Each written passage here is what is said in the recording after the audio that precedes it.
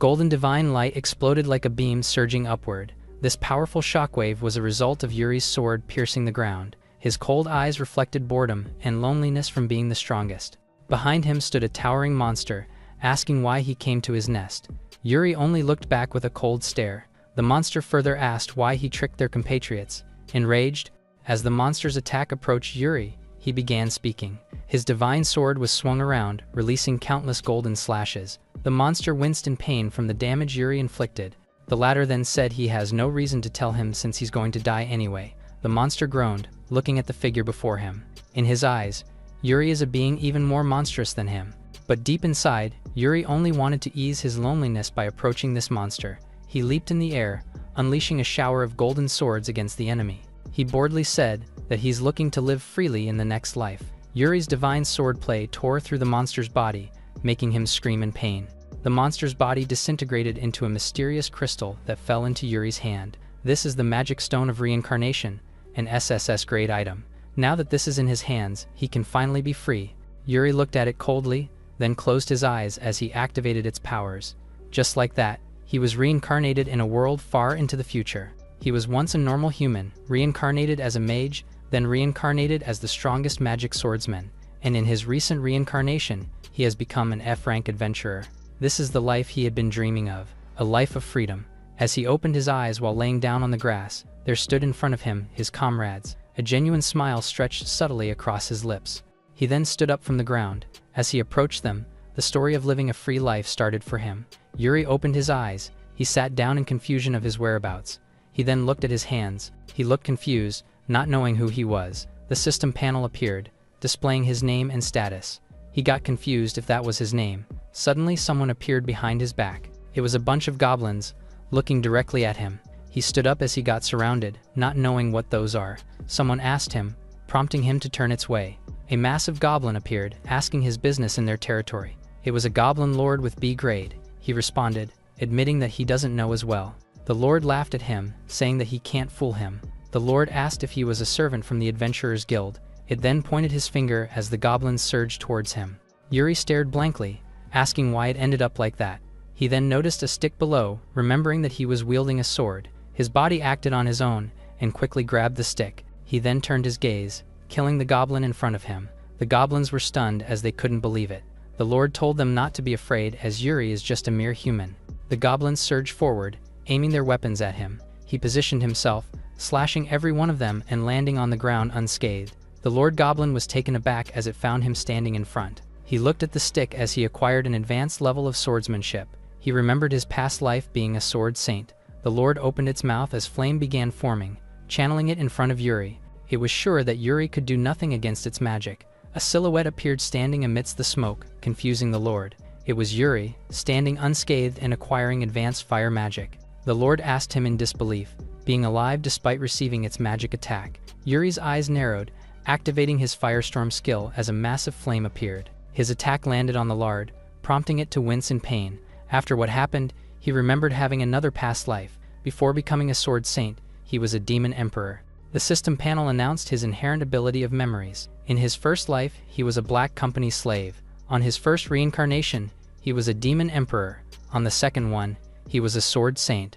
And he was now on his third reincarnation. The memories of his past reside within his body. His eyes saw something. It was the previous memories of people pleading at him. He was sitting in the mountain of corpses, as people called him a monster. In the present, he began ascending through the cave. He recalled wanting to be free from the selfish world. His eyes suddenly widened, seeing a beautiful landscape in front of him. He was tired of being used in his past life, so he swore to live just for himself in this life. Amidst the forest, Yuri only has some food and money and a rusty sword. He sat on the log, thinking that it is better than nothing. He grabbed the sword, thinking if it could still be used. The panel showed up as he acquired an analysis skill. His eyes suddenly glowed. The sword is a D grade, and it was made of iron but is hard to repair. He realized that his skill allows him to see the item's information, but he can't check the location's information. He thought that it would be helpful if someone was nearby. He then heard some rustle at the back, prompting him to look behind. A slime suddenly showed up in front of him, as if calling his attention by cooing. Yuri realized that it was harmless. The slime moved closer with sparkling eyes on his food. He then gave it the meat he had, prompting the slime to eat it happily. The system panel once again showed up, announcing that he acquired a B-grade taming skill. The slime happily threw itself at him, causing him to pet it as he realized that he was able to communicate with monsters. He figured out that he acquired skills spending on his actions. He then suddenly heard a loud cry at a distance. A lichen was running for his life. It was Pancho, pleading for someone to save him. He stared at him, as he appeared in a perfect moment. The slime was left confused about being left, while Pancho was shocked with his sudden appearance beside him. Pancho asked him in confusion while he admitted that he had some questions to ask. Yuri asked him if something happened, prompting Pancho to look behind with exaggerated expression. A flying monster suddenly appeared above them. It was a B-grade cockatrice, causing Yuri to look back. The cockatrice surged below, while Yuri asked Pancho a deal to answer his question if he defeated it. His gaze narrowed, grabbing the handle of his sword. He then stopped and faced the furious cockatrice. He imbued his sword with magic, causing it to glow in blue as he drew. He positioned himself, slashing the cockatrice in half in an instant. A blue beam emerged from the forest, dividing it in half with such a magic force. Pancho's mouth parted in disbelief. His sword broke into pieces as he acquired an advanced level of magic enchantment. The sword couldn't bear the magic enhancement he did. Pancho stuttered, prompting Yuri to look at him. He got scared, thinking that Yuri was a monster. He once again ran away, asking someone to save him. Yuri quickly followed up on him, telling him that it wasn't what they talked about. The slime barely followed, seeing something in front. It looked closely, seeing the cockatrice's corpse. A glowing stone was left on its body. Pancho and Yuri were sitting at the log and talking about Yuri's memory loss. Pancho admitted that he thought he was a demon, but Yuri assured that he wouldn't attack him. Pancho knew that Yuri really didn't know anything. He began telling him that the forest is governed by cockatrice. His party was looking for rare items and he acted as a decoy. He clenched his teeth, remembering that he believed in his companions. Yuri was looking at him in silence as he listened. Pancho apologized, saying it was off topic. He stood up, praising Yuri for defeating the cockatrice in one strike. He then recommended him to go to Adventurers Guild to verify his persona. Yuri asked what an adventurer is, in which he replied that it was a profession. The quest includes the monster's subjugation and collection of rewards. It also includes searching for a lost cat, as it depends on their rank. Pancho told him the direction of the Adventurers Guild. Yuri thought that it was the best profession for him to live on his own. He got up and told Pancho that he was going. He realized that 20 kilometers is a bit far and it is convenient if he had something. Suddenly a shadow covered their position. Another cockatrice appeared in front of them, prompting Pancho to panic. He once again ran away, leaving Yuri behind. Yuri gazed at his sword, thinking of what he should do. The cockatrice suddenly descended in front of him. It opened its mouth, leaving him confused. It let out a soft noise as if wanting to get too close at him. It moved closer, prompting Yuri to realize that it was the slime earlier. The slime transformed into cockatrice after consuming its magic stone. Yuri noticed that the slime had an amazing ability. His eyes widened in realization, calling the cockatrice out. Suddenly, they were flying mid-air. Yuri laughed, saying that it was nice to be up. He then shouted that he could see the radial. In front of the city, Yuri thanked the cockatrice for saving him some time and energy. He told the slime that they need to part ways now because of its form. He then turned his back and waved his goodbye. A glowing golden light appeared on his back, stopping him. He turned his gaze and looked back, prompting the slime to hide in his pocket. The slime happily chirped at him. He smiled as he realized that bringing it all along might be helpful. He asked the slime if it wanted to go, prompting it to smile cheerfully. He then named it Lime as they traversed towards the town. He arrived at the Adventurers Guild, telling the receptionist that he wanted to become an adventurer. The receptionist asked him for his skills and previous experiences. She told him that they now require experience because a lot wanted to become an adventurer. He thought about his past lives but realized that it's a little wrong to talk about it. Yuri told her that he has nothing special, while she replied that it could be difficult. He looked down, thinking that he should give it up. Someone suddenly caught their attention. It was an old man named Yahello. The receptionist suddenly whispered at him, prompting him to sigh. Yahello ordered her to get the thing in which she followed. He thought that their guild's dignity would fall if a newbie entered. Yuri got confused about the thing in front of him. Yahello revealed that it was a magic meter to measure someone's potential. He explained that if his potential is above 30, he will qualify for the exam. He smirked, deeming that a newbie wouldn't get a 30. Yuri called them out, asking if he could still take the examination if he broke the device. Yahello and the receptionist were stunned by his question. They both laughed while Yahello was amused by seeing someone like him. Yahello assured him that he doesn't have to worry as it can take a lot of magic. He grinned widely, reiterating that a newbie can't break it. Yuri didn't argue and started channeling his magic. His hand glowed, thinking that he doesn't have to worry. Galio and the receptionist brace themselves as it glows brighter. Galeo's mouth parted, confused of what's happening. Yuri's magic reached 70, and it is still increasing. But Yuri didn't stop. The magic meter broke, and his magic engulfed the area. Galio clenched his teeth while Yuri apologized to him. He then asked if there was no problem about breaking it, prompting Galio to laugh nervously and tell him that it needed some maintenance. The latter deemed it impossible, thinking that Yuri had done some trick. Yuri just looked at him in confusion, while he grinned widely as he thought that he was calling for punishment. He turned around, telling Yuri that he will give him special permission to do the exam. Yuri thought that Galio is a nice fellow, being unaware of the danger he had. A bunch of examinees gathered around the area. Galio informed him that the exam will start in 3 minutes. Yuri looked around, thinking that it wouldn't be easy to get accepted. Someone asked if he was troubled. It was a girl following up a question. The girl named Arya enthusiastically offered him help. She revealed that she already tried 7 times, so she was a veteran. Yuri's words struck her as if it was lightning. Her eyes became teary as she stammered to answer. She sat down in devastation, revealing that she always failed. She suddenly leaned closer, whispering something. Galio grinned widely, announcing that the exam had begun. Their eyes widened as Galio revealed that the first exam was fencing. He called out Johnny, the first candidate for the exam. Galio and Johnny stood face to face while Arya cheered for them. The exam started as their swords began clashing. Multiple slashes appeared in the battlefield. Yuri observed that Galio and Johnny are equal in ability.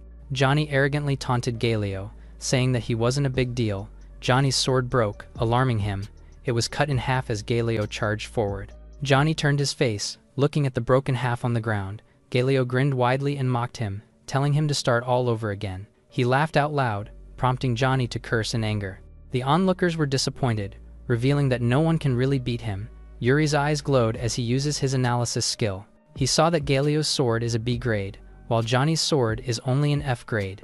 Galio grinned widely, calling out the next one. He told Yuri to come ahead, promoting Arya to look at him. She cheered on the side as Yuri walked forward. He grabbed his sword, despite wanting to see Galio's fight more. He drew his broken sword as it can't be helped, causing the other examinees and Galio to look at him in disbelief. Yuri looked at his sword, remembering that it was broken. Yuri remembered that his sword broke when he fought the cockatrice. He looked up innocently when Galio made a sound. The latter burst out laughing, mocking his poor sword. He then told Yuri that if he wanted to retire now, he could go.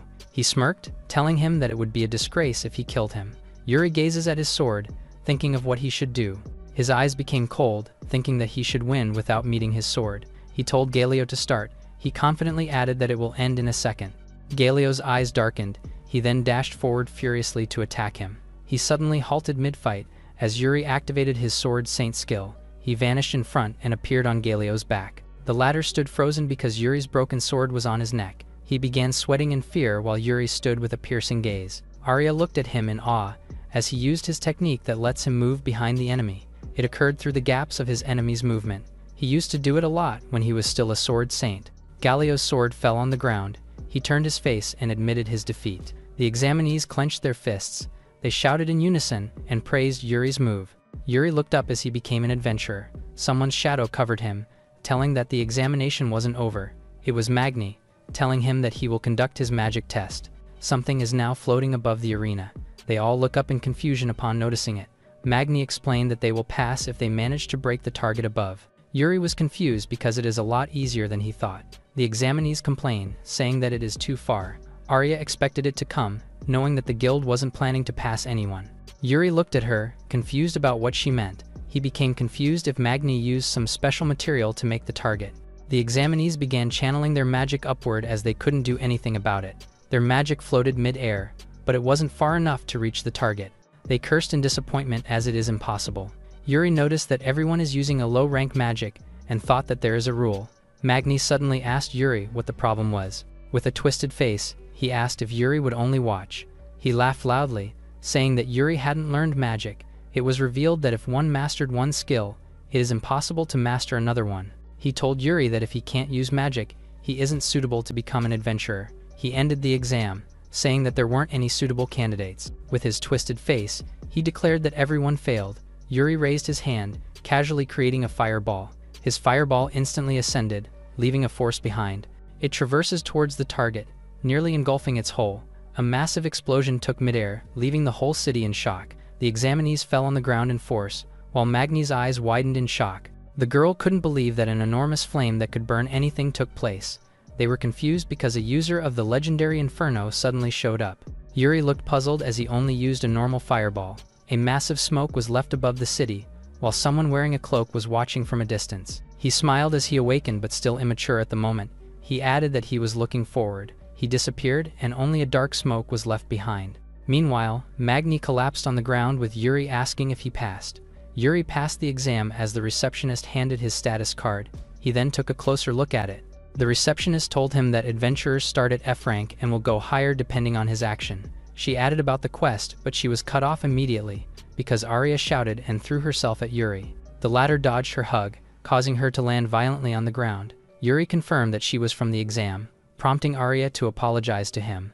With a wide smile, she introduced herself gladly. She then leaned closer, asking for Yuri's name, in which he answered. She smiled widely, showing him her status card. She told him that they had a re-examination and passed it. She then expressed her gratitude because it was all because of him. They caught the other adventurers' attention as if they were being subject to bullying. The other asked about Zack's thinking, prompting him to answer that Yuri was a disgusting guy.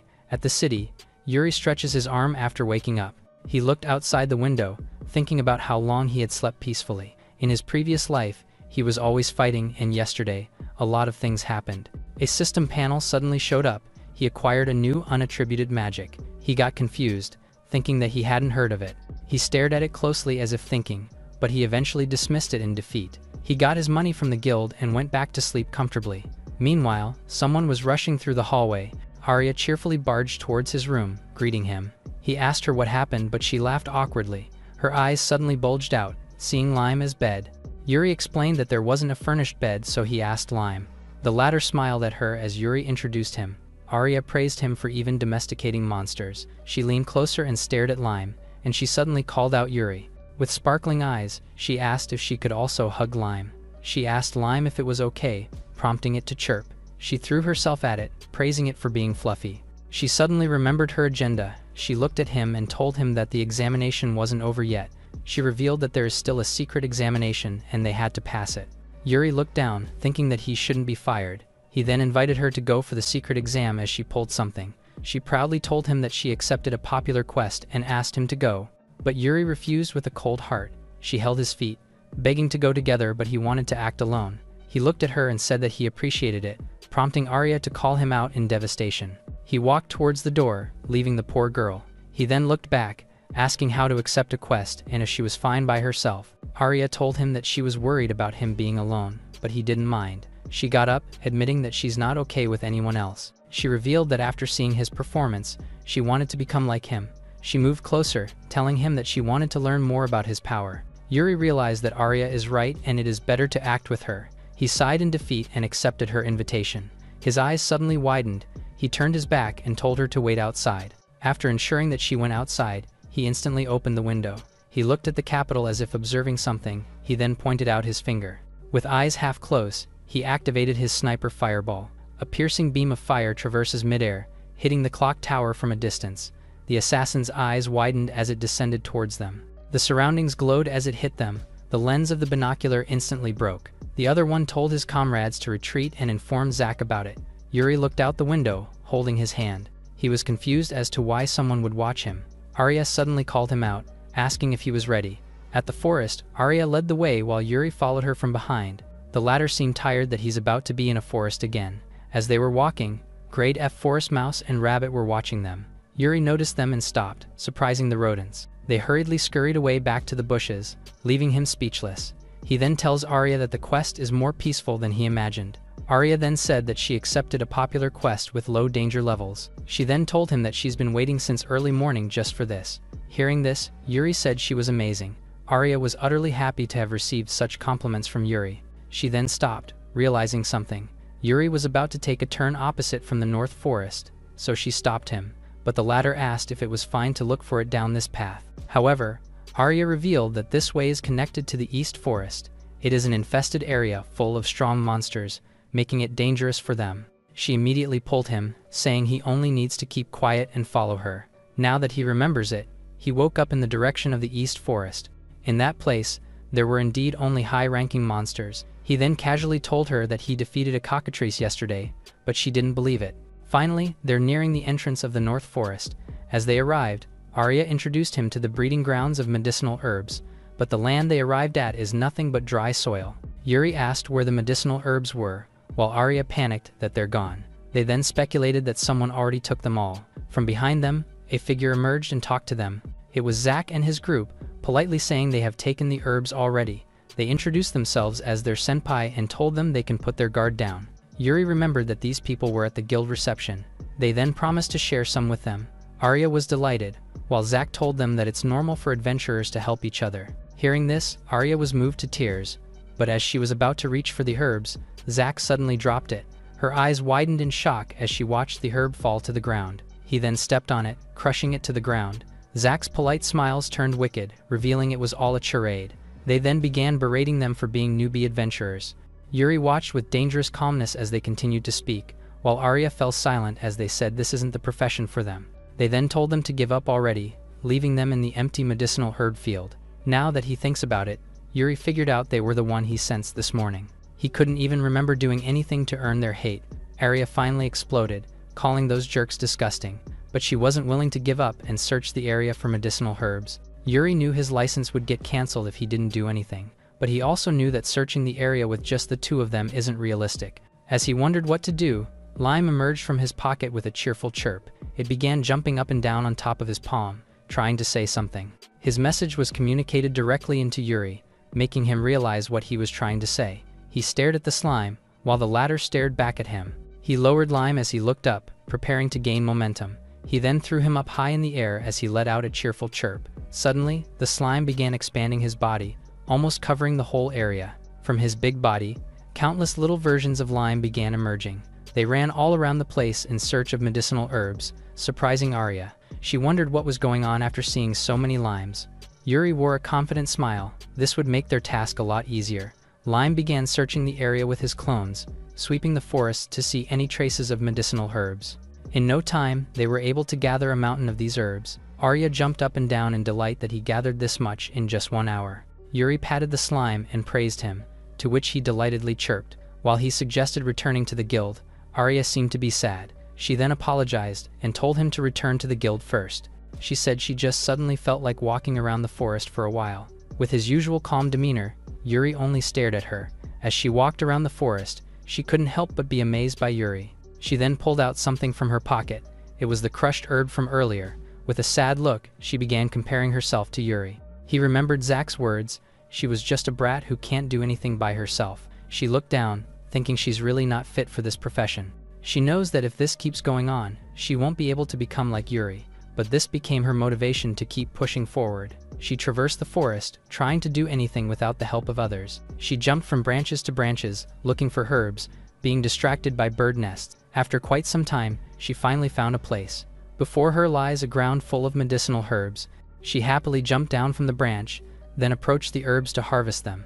But before she could get close, her movements were put to a halt. In front of her stood a hungry wolf, growling as it bared its fangs against her. She was immediately taken aback upon seeing the E-grade monster.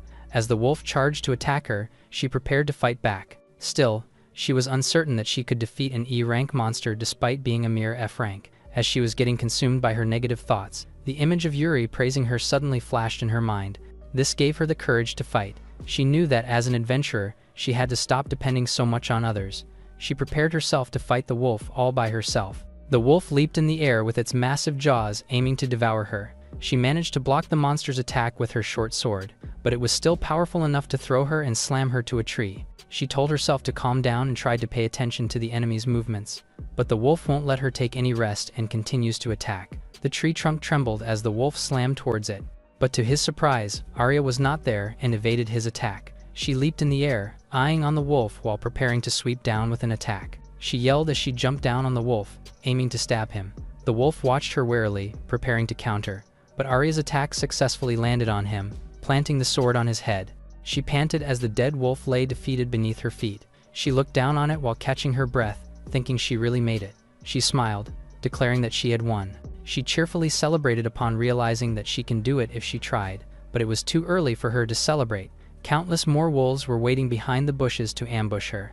That was when she realized that the enemies had already surrounded her. She couldn't believe that there wasn't just one. The wolves began charging at her, while she gritted her teeth and closed her eyes in fear. Suddenly, Yuri streaked through the field, saving Arya from the wolves. As she opened her eyes, she was surprised to see Yuri holding her. With a cold expression, he confidently told her to leave the rest to him. Arya called up to Yuri as the wolves began surrounding them. She was surprised as she asked why he was there. He then said that he could never return by himself. He told her that she was following her from behind, commending her nimble pace. He also brought up her battle against the wolf earlier, saying that it was a really good fight. Arya couldn't hide her happiness and let out a soft smile. But they're in no place to leisurely hang out. The wolves roared at them. They began charging at them all together. Unimpressed, Yuri only looked at the mobs with cold eyes. He remembered acquiring water magic when he drank water last night. He began releasing his mana, aiming to try using his newly acquired magic. From his hands flowed forth the elemental magic of water. A simple water emission became a massive water tornado. The wolves immediately backed off upon seeing the magic unleashed by Yuri. They were hesitating to approach him as they growled. However, Yuri knew that all he could do with that magic was to buy time. As soon as he stopped using it, the wolves began charging at him again. With this, he decided he would finish it with the method he's most familiar with. With minimal movements, he unleashed sharp sword energies and mutilated the wolves. Even a high-level water magic was effortless for him, evidenced by his cold expression. His sword was enveloped in icy spikes, enhancing his attack power. The wolves began rushing towards him, but Yuri wasn't intimidated at the very least. As he planted his sword to the ground, thick layers of ice spikes bursted forth. In no time, all the wolves trying to attack him were impaled by ice. Arya looked at him with utter amazement. However, she knew that this wouldn't be enough. Even with that, there are still a lot of them for him to deal with. Though he can kill them easily, more of them were lying in wait to attack him. She then called out to Yuri, to which the latter turned to him. She then revealed that the wolves follow the orders of the Alpha. She added that the Alpha has to be somewhere within this forest. Yuri figured out that he only needed to defeat their leader. Suddenly, he received a telepathic message from Lime. He replied and asked him what was going on. As he closed his eyes, he saw the Alpha Wolf from the vision shared by Lime. The slime went a bit closer towards it for Yuri to see. Finally, Yuri was able to figure out that this silver Alpha Wolf is a grade C monster. Sharing his pet's vision, he was surprised. He then smiled and commended Lime for a great job. The latter chirped cheerfully in response to his praise. With this, Yuri decided to stop dealing with the small mobs. He streaked through the forest, taking out each wolf one attack at a time. He then compressed fire energy from his fingertips and activated his sniper fireball, unleashing a thin beam of fiery energy towards the direction of the Alpha. The fiery energy had to go through multiple obstacles, then finally approached the Alpha Wolf. But the Alpha Wolf noticed the incoming attack as he turned, allowing him to evade just in time as the attack exploded at his previous position. It then growled as it watched the settling smoke. Yuri figured out that it won't be easy to deal with the Alpha with so many obstacles. Taking that into consideration, he thought of a solution. He began condensing a fiery orb at his palm. If there are a lot of obstacles, he only needs to take them all out in one go. Arya watched the overwhelming power of his attack and asked what he was planning. Yuri didn't respond and instead ordered Lime to get away from that place. The latter wasted no time and immediately followed his orders. What Yuri had unleashed is a high level of fire magic, the overwhelmingly incinerating firestorm. Everything along its path of destruction was reduced to nothing but ashes. Even the Alpha Wolf was alarmed, knowing it could never dodge. A huge explosion ensued, disturbing a significant part of the forest. As the smoke settled down, the ashes of the Alpha Wolf began disintegrating into the air. Its charred remains then fell to the ground, lifeless. Watching this, Arya was utterly surprised as she tried to comprehend what happened. After all, countless trees lying along the path were scorched all at once. Yuri said he only used normal fire magic, but Arya knew it was never normal at all. The encounter with the wolves earned them unattributed magic gems and wind magic gems. But even though they were successful, they're still having a dilemma. Their gains were so much that they couldn't carry them all at once. Yuri thought it would be nice if there was some magic that let them carry all at once.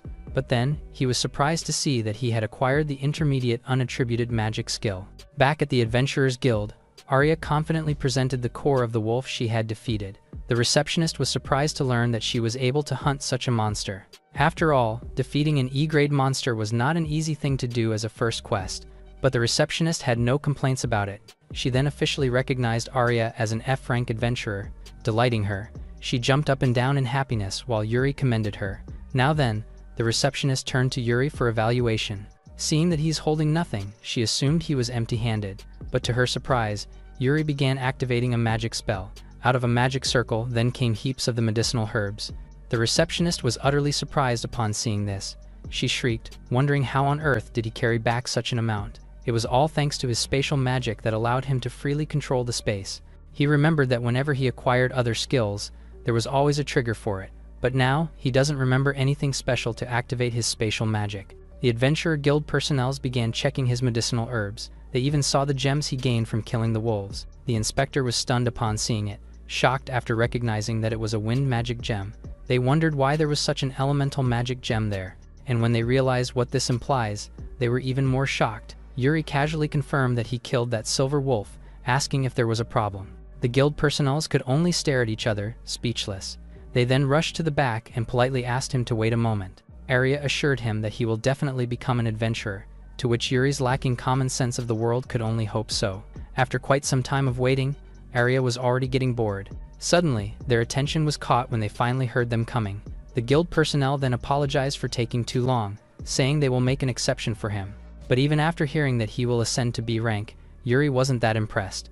This commotion began drawing the attention of the crowd, admiring the news. However, Yuri firmly refused to get promoted. He then asked them to let him remain as an F-rank adventurer like he is now. This shocked everyone more than the materials he brought did. Their confused shriek then echoed all throughout the Adventurers Guild building.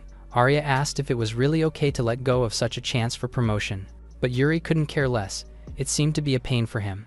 After all, high ranking is equal to more annoying things along the way. Arya was about to speak and convince him, but her words were cut off. She could only watch the back of the man who declared he just wanted to live freely. From then on, he would count on her as an F-rank adventurer comrade. Arya could only be amazed by his words. She added that he always has self-confidence and cares about whatever he does. With his usual cold eyes, he looked at Arya, who began to compare herself to him in a degrading manner.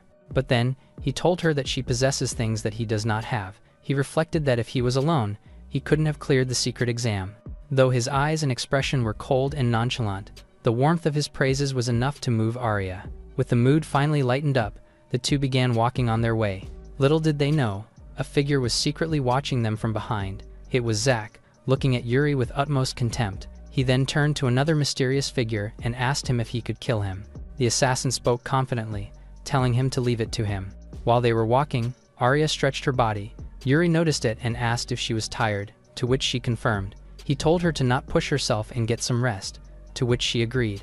She also asked him to get some rest since it isn't good to stay up too late. She then went on her way, happily thanking him for their hunt together. Now that she's gone, Yuri wonders what he should do. The growling of his stomach made him remember that he hasn't eaten anything yet. With this, he decided to eat out at the adventurer's bar. As he entered, Yuri was welcomed by a familiar person. It was Pancho, shocked to see him as he asked what he was doing there. He recalled that he was the one from the forest in the east earlier. He recalled his name was Pancho, to which Pancho angrily corrected him. It turns out that the latter had already quit from being an adventurer. He was afraid of dying, and he couldn't find a reason to continue after being abandoned. So instead of risking his life out there, he plans to start a new life as a cook. He then served the dish to Yuri after preparing it. It was Pancho's specialty, the spaghetti nero. It is a special pasta dish made with plenty of fresh seafood. Taking a bite of his dish was the first time Yuri's face lightened up like that. Pancho was happy to hear the latter's praise for his cooking. As Yuri continued digging into the food, Pancho mentioned that Yuri was really a famous adventurer. His feats like breaking the ability meter and beating an examiner were the hottest topics. However, Pancho warned him to be wary of catching Zack's attention. Hearing his name, Yuri remembered that it was that jerk from before. When he asked if Pancho was acquainted with him, he only went silent. It turns out that Zack was none other than the one who abandoned him. He's a selfish person who has no qualms about the method as long as it benefits him. It was even rumored that he's recently hiring assassins to hunt down rookies. Yuri then asked if what he meant by assassins were guys like this one. Suddenly, the clown assassin emerged out of nowhere and charged against Yuri. He was able to dodge as the assassin hit the table. The clown assassin then threatened to stab him to death. But Yuri was never impressed, nor intimidated at all. Pancho wondered why such an assassin joker was there. The assassin continued going after Yuri, who stood nonchalantly. He effortlessly blocked the attack while contemplating the situation. However, his sword broke after making contact with the enemy's weapon. The assassin wasn't willing to give him a chance to breathe and unleashed simultaneous attacks, but none of it landed. Yuri was effortlessly evading everything. Seeing that he kept on running, the assassin thought Yuri was weaker than him, but in reality, the latter was just hesitant to use his magic since it would destroy the place. He knew he needed something he could use as a substitute for his sword. The assassin went after him, his weapon almost about to hit him. Yuri looked back and saw alcoholic beverages from behind. As he evaded, the assassin's attack landed on the alcohol shelf. Yuri immediately picked up a bottle that was tossed in the air. The assassin looked back, surprised. Yuri borrowed the bottle as a weapon and enhanced it with magic. By using impact diffusion on it, the mere alcohol bottle became a formidable blunt weapon. The assassin didn't know what on earth hit him. He only found himself laying defeated on the floor as Yuri approached him. The latter threw the bottle and picked up his broken sword. Looking at it, he realized he really should buy a new weapon. He then asked Pancho, who was still surprised, if there were any good weapon shops around, but Pancho was still grieving that his store got thrashed all over. Meanwhile, Zack can be seen hiding behind the walls outside the store. He gritted his teeth in frustration that Yuri didn't die. He walked out of that place in a grim mood. After a day, Yuri decided to check out the weapon store so he could buy a new weapon. Apparently, Whitebeard's weapon shop is a famous shop, according to Pancho. As he entered, he saw a girl arguing with the owner of the shop. The blacksmith angrily retorted that the girl has no right to question his craft. But the frustrated lady was angry that the weapon she brought was easily destroyed. This girl is Rika, and she's not going back until she gets a proper answer. Meanwhile, Yuri feels like he's getting caught up in something troublesome again. Rika continued to argue with the blacksmith regarding her broken weapon. She said that he at least has to provide her with a decent weapon as compensation. The dwarf blacksmith, Yugo, argued back that she can never buy a decent weapon in this town right now. While they continued to argue, Yuri stepped closer to have a peek. Activating his skill, he saw the real problem with Rika's weapon. He then stepped in, saying it's not the blacksmith's skill, but the poor materials used. The blacksmith was happy that someone finally recognized the situation. It turns out that they previously used high-quality ores from the north, but after a golem took up residence there, they could only use poor materials. And if this keeps up, he's worried that the shop won't last much longer. Yuri and Rika listened quietly as they learned of the situation. The former glanced at the swords on the bucket. He picked one from them, then offered his money to the blacksmith. He told the blacksmith to let him buy the sword and he'll defeat the golem. Both the blacksmith and Rika were surprised to hear that he'll defeat the golem with a sword, but it was no problem for Yuri, who believes it's all about how you use the weapon. He asked the blacksmith to use the ore of the golem to make him a new sword. As he went out, Rika stopped him from his tracks. She then introduced herself and asked if she could see his license. Yuri thought it was no big deal and immediately agreed. He then whipped out his F-rank license, surprising Rika. She began scolding him for being reckless. As an F-rank, most of their quests are about gathering herbs or digging potatoes. Yuri argued that even if he dies, Rika has nothing to do with it. This remark made her feel embarrassed. She couldn't speak, but she continued to bicker, not wanting to leave him alone. She pointed forward, telling Yuri that they had arrived. She told him that it was the northern mine. As they walked forward, someone greeted them. It was a D-grade golem, roaring in front of them. The two of them instantly positioned themselves. Rika dashed forward, telling Yuri to watch her movements closely. She readies herself as the golem clenches its fist. She instantly dodged the attack and rode its hand. She leapt behind the golem, determined to take it down. She then struck it with her weapon, causing it to wince in pain. She began repeating her attacks as Yuri watched closely. He then realized that golems have power and durability, but they are extremely slow. He then noticed that Rika was swirling around and kept attacking the back. The golem fell on its knee as Rika landed on the ground. The latter proudly told him that there's no problem when it's her. She then revealed that the golem's weak point is on the back. A flaming sphere suddenly formed on the golem's hand, channeling it towards them. Rika was taken aback as the flame approached. She braced herself, but Yuri moved forward with his magic slash. His eyes glowed as he enhanced his sword. He leapt forward and managed to split the attack in half. He then effortlessly slashed the golem, landing behind it. The golem's remains fell on the ground as he stood. Rika froze in shock as she couldn't believe it.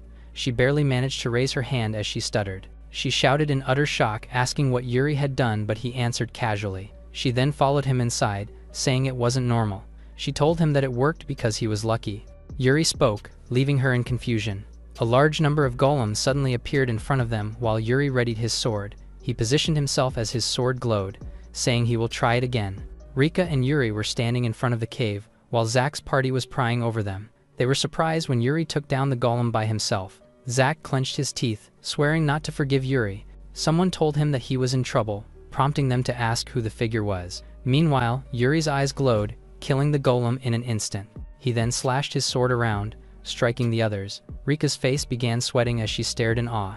She was left standing at the entrance as Yuri finished most of the golems. He managed to acquire a lot of E-grade iron ore, thinking that they won't have any trouble in making weapons. Lime started going down. It looked at the non-elemental magic stone as if wanting it.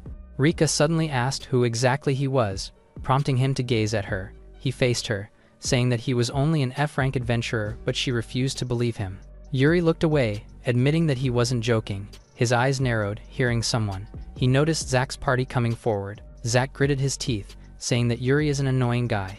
Rika grabbed her sword, realizing that they weren't Yuri's acquaintances. The latter looked at her, not wanting her to get involved. He then ordered Lime to take Rika to a safe place. Lime suddenly surged forward, surprising her.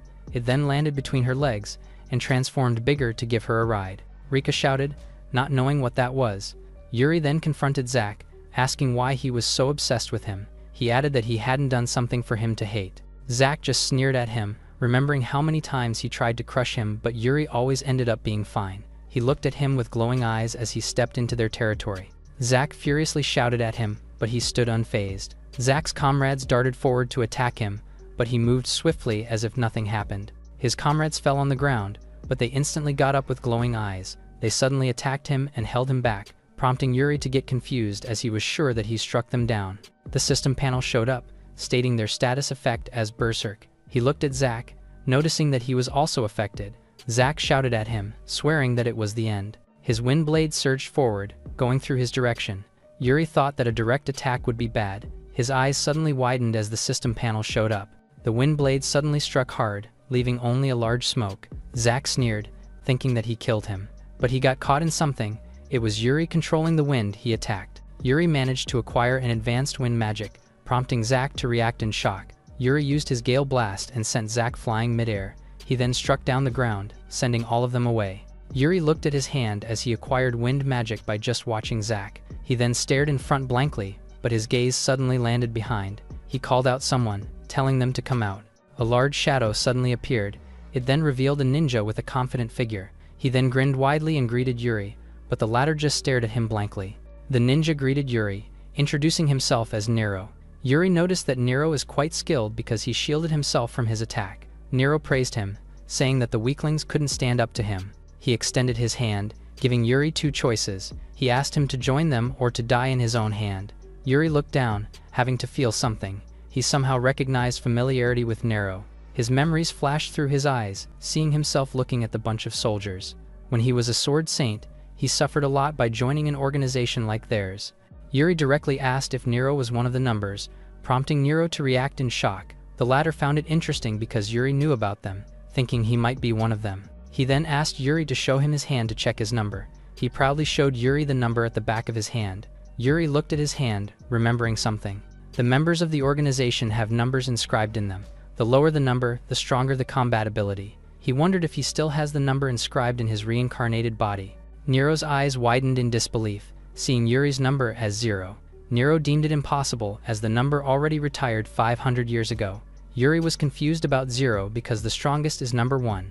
Nero thought that Yuri was fooling them with a fake number. He instantly dashed forward to attack him. He swirled around him, leaving his afterimages. He spoke behind Yuri, asking if he could keep up with his speed. Yuri recognized that he is indeed fast, the fastest he had encountered so far. Nero was surprised when Yuri dodged his attack effortlessly. He was wielding a B-grade poisonous dagger. Seeing that Yuri reminded himself to be careful, he raised his arm to attack, restricting this every move. He then launched a massive fireball towards Nero, but he only mocked his attack as he appeared unscathed. Yuri blankly told him that he didn't intend to defeat him with that.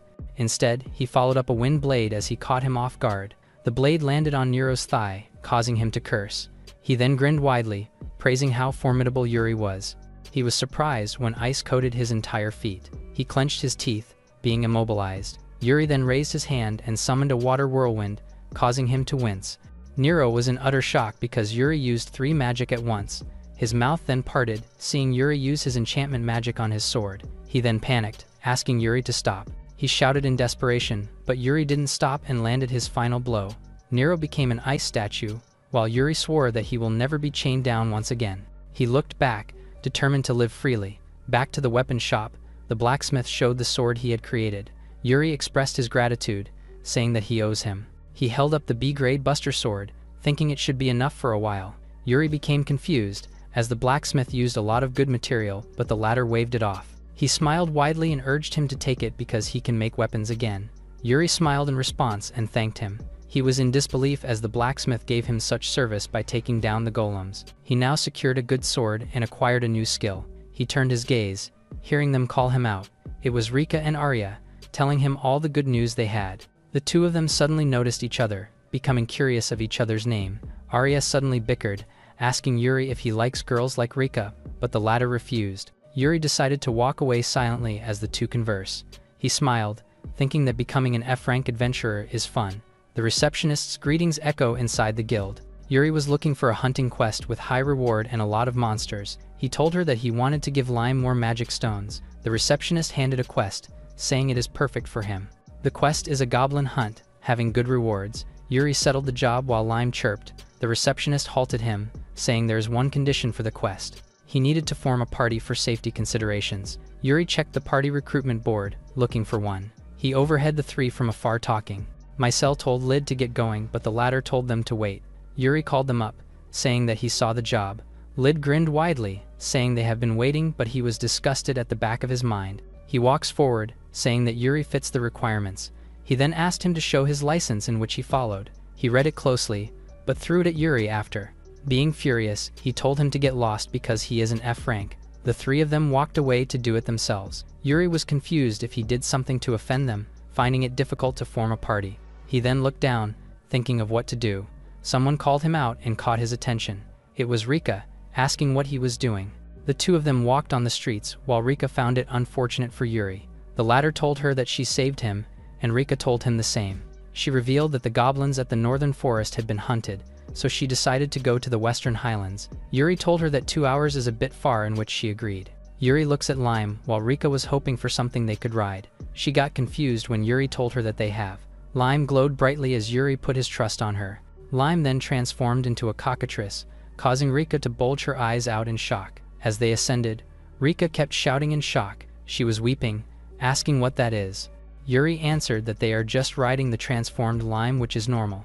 They arrived at Western Highlands with Lime transforming back. Yuri thanked Lime while Rika almost threw up at such speed. Her gaze suddenly shifted. She praised the wonderful view around. Rika sat down, telling Yuri that the water was clear. Yuri suddenly noticed something, prompting him to turn his gaze. An arrow suddenly appeared, directing towards Rika. Her eyes widened as she noticed, but Yuri managed to quickly grab the arrow. Rika apologized quickly, while Yuri seemed to realize something. He managed to discover that they were attacking when the adventurers were relaxing.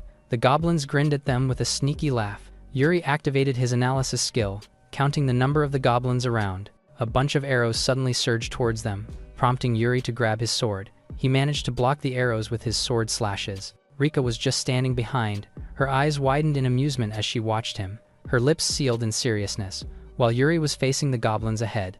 The goblins positioned themselves, making a sketchy sound. Yuri raised his sword, determined to finish it in one go. Rika suddenly walked forward and halted him.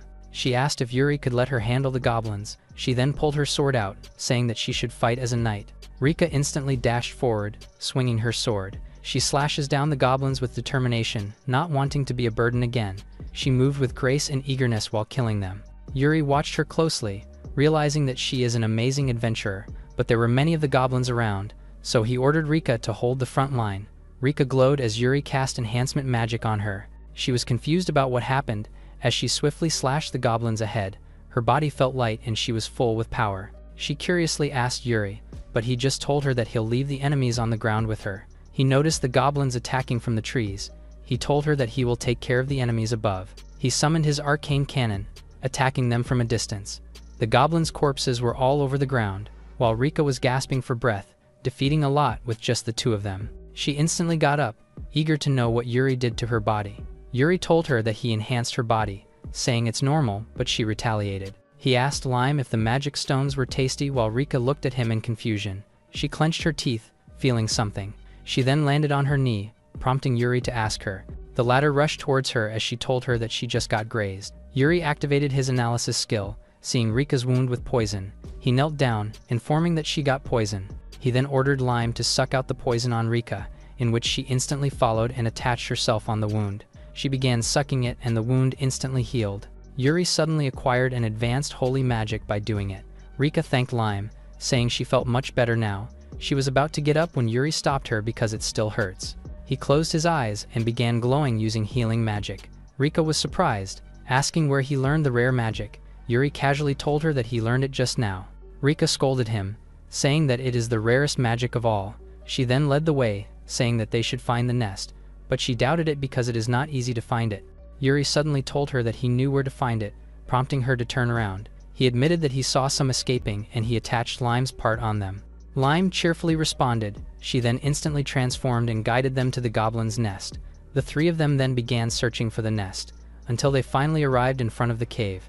Yuri informed her that Lime told him it is the place, but Rika stopped him to act rashly. She added that there might be a large number of goblins inside. Yuri thought of it, remembering the goblins he encountered before. He then asked her if they could just blow up the cave. Lid and the two girls suddenly appeared on their back. Rika asked if Yuri knew them, but he refused, fuming Lid in front. Yuri then remembered that it was them who had been following since earlier.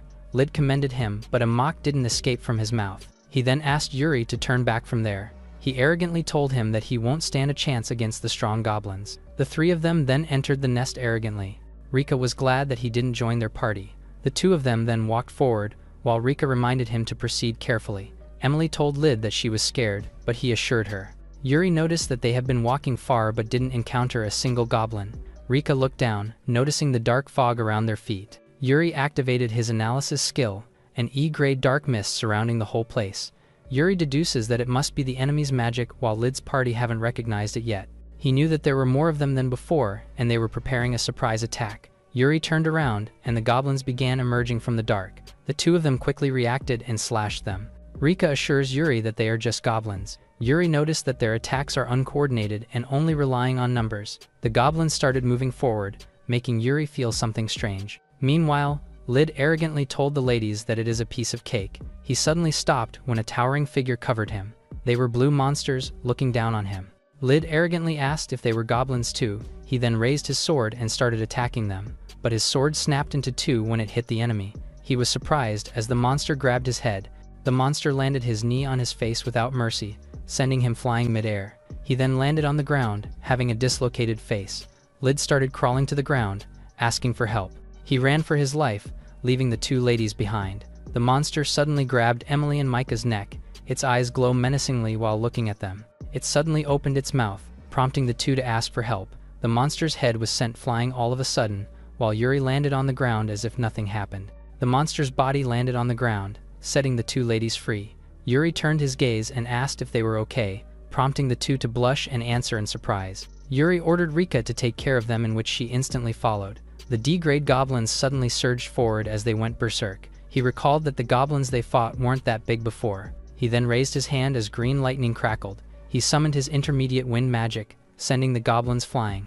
The three of them landed lifelessly on the ground. The B-grade goblin shaman suddenly appeared, saying that Yuri is quite capable. Yuri became confused because he was able to talk, thinking he was the boss. The shaman smirks, saying how cruel Yuri is. A dark energy suddenly appeared on the goblins' corpses. It then floats above him, surrounding his whole body. The shaman laughed, asking if he was surprised, as it is the cursed magic. Yuri looked at his hand, unable to move because it was draining his magic. He deemed the situation bad as his vision became blurry. Rika shouted that the magic was dangerous, but the shaman told them that it was too late. Yuri managed to break the cursed magic and acquired an advanced level of it. The shaman's eyes widened in confusion. He then looked up and saw the curses above him. Yuri decided to return it all to him, as the cursed energy descended.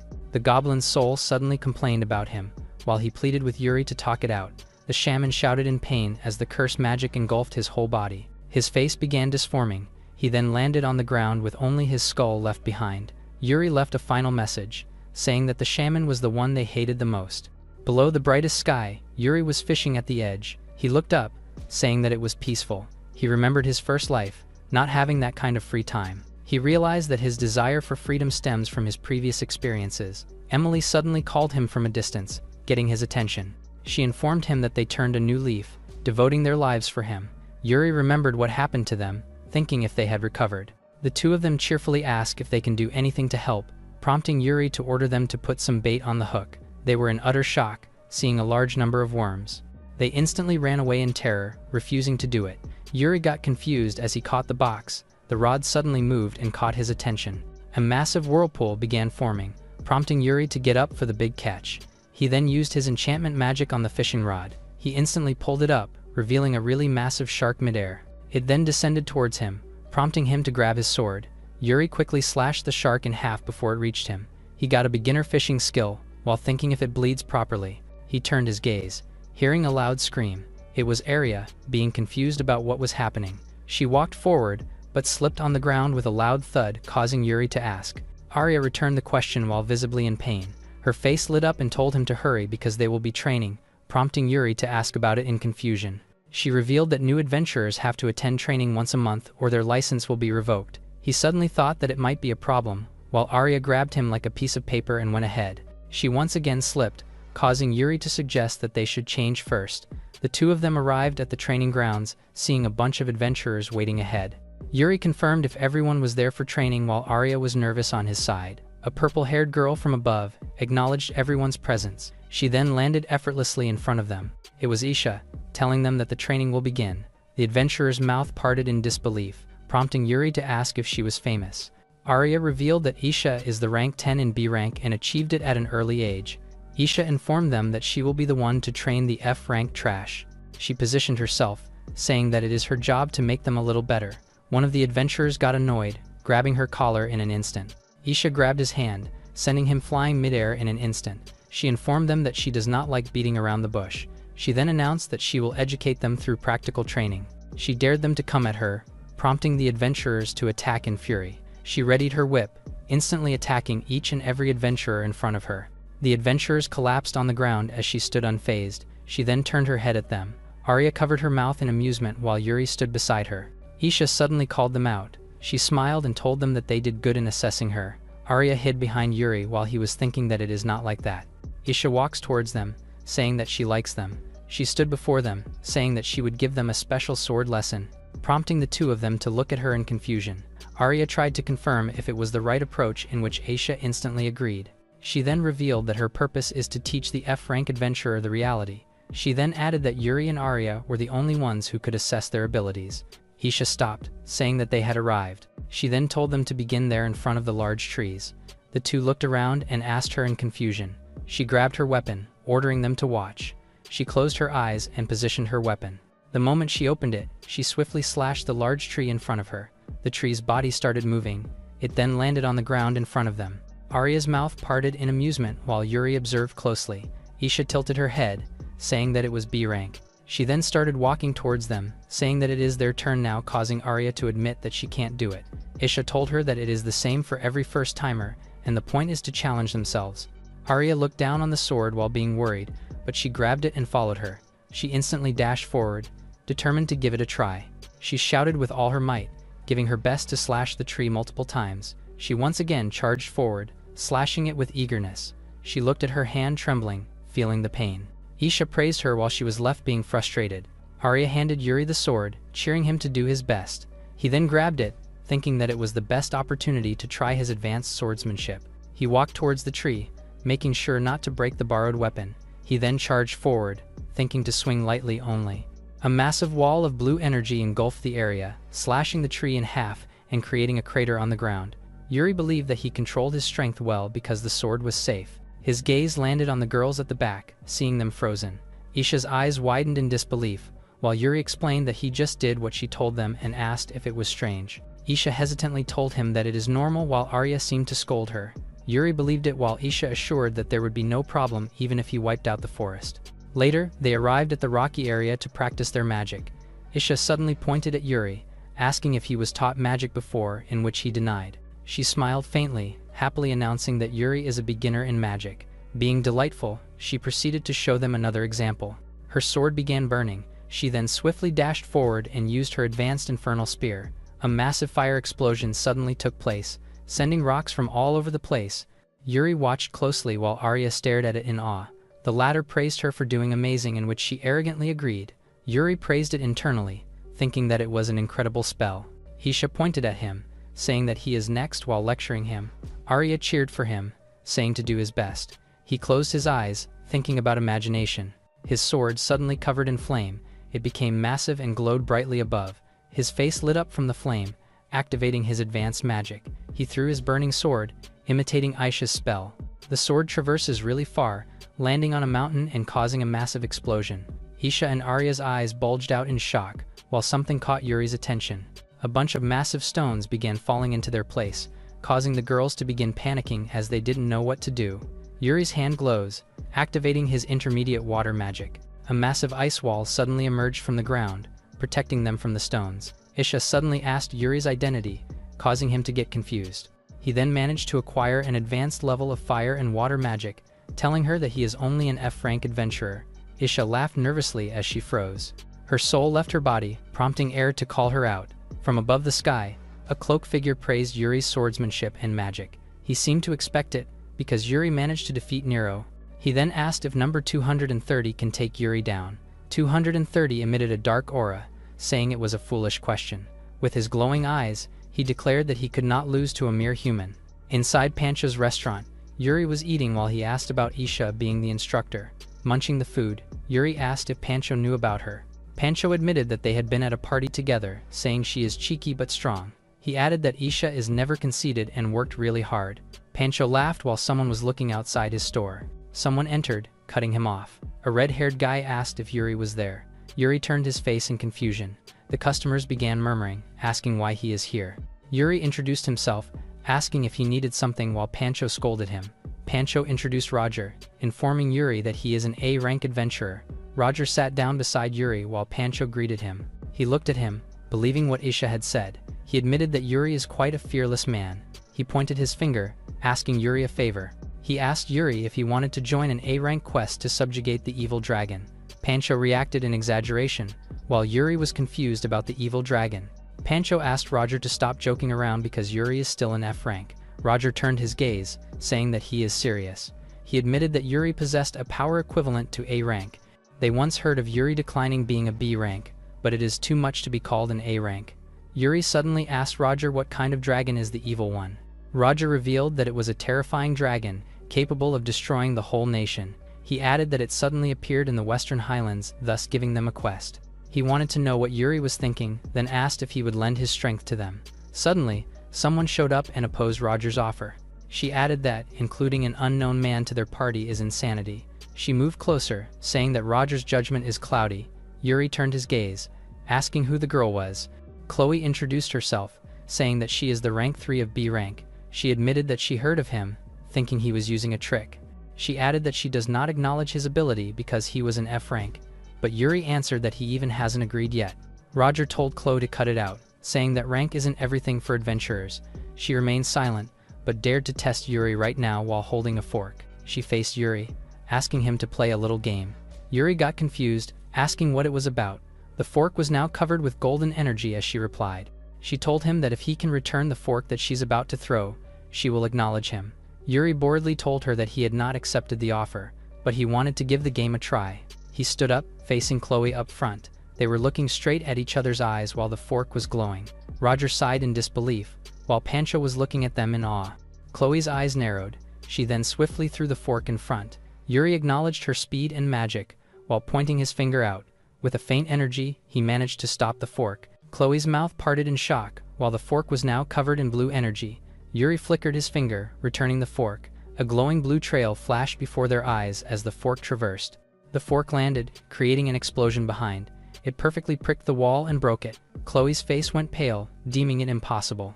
She turned her gaze, thinking that she'd be dead if it hit her. She then realized that Yuri deflected the work so that it wouldn't hit her. Roger smiled brightly, deciding that Yuri is now the final member.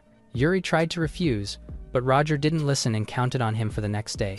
Pancho knelt down and mourned for his store, prompting Yuri to apologize. The carriage took its path on the bumpy road. Roger turned his face, apologizing. The three of them looked bored as they rode the small carriage. Yuri looked at Isha, confirming that she's part of it too. Isha smiles and confirms it, saying she will show the difference between a junior and senior. Chloe interferes, saying that supporting an F rank fits the 10th rank. The two girls bicker, leaving Yuri in the middle of chaos.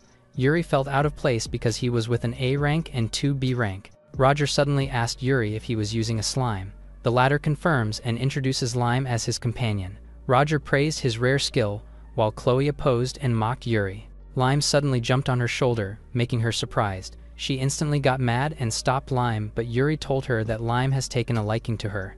Yuri suddenly noticed something. He then told everyone to get off the carriage immediately.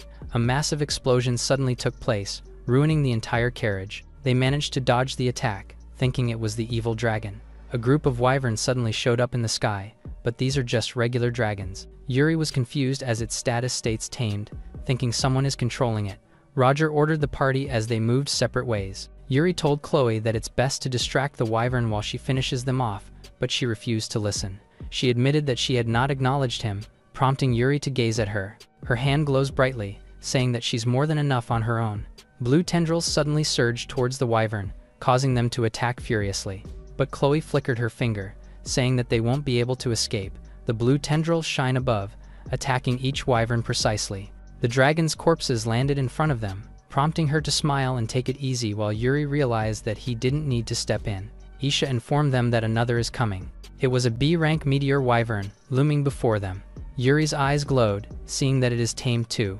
Isha's sword glowed in flame, determined to finish it while Chloe summoned a bow and arrow. Their contrasting attacks traversed midair, aiming at the meteor wyvern. The dragon opened its mouth, with a massive fireball instantly swallowing their attacks. Isha and Chloe's eyes widened in disbelief, while Yuri's eyes narrowed as he called out Lime. The latter got bigger and swallowed the massive fireball. She then closed her eyes as if she was eating something tasty.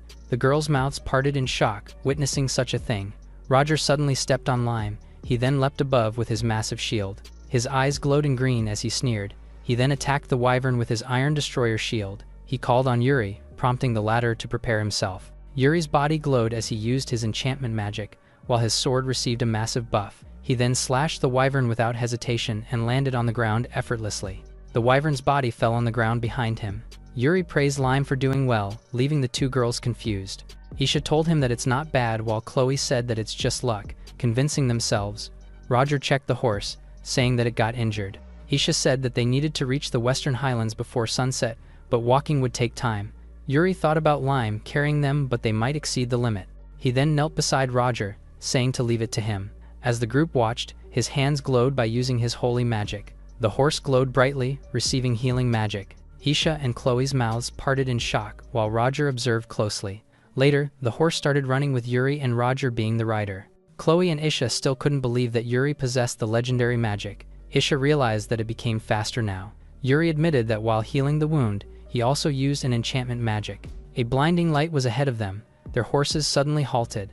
The four of them were left in confusion, as the Western Highlands became a living hell in front of their eyes. The trees burned like hell. The lively animals were now covered in fire. The three of them stood while being mad by what they had witnessed. Roger informed them that the magical energy is getting stronger, so they must stay alert. Chloe and Isha were confident that the evil dragon would not stand a chance against them. Yuri's gaze suddenly noticed something.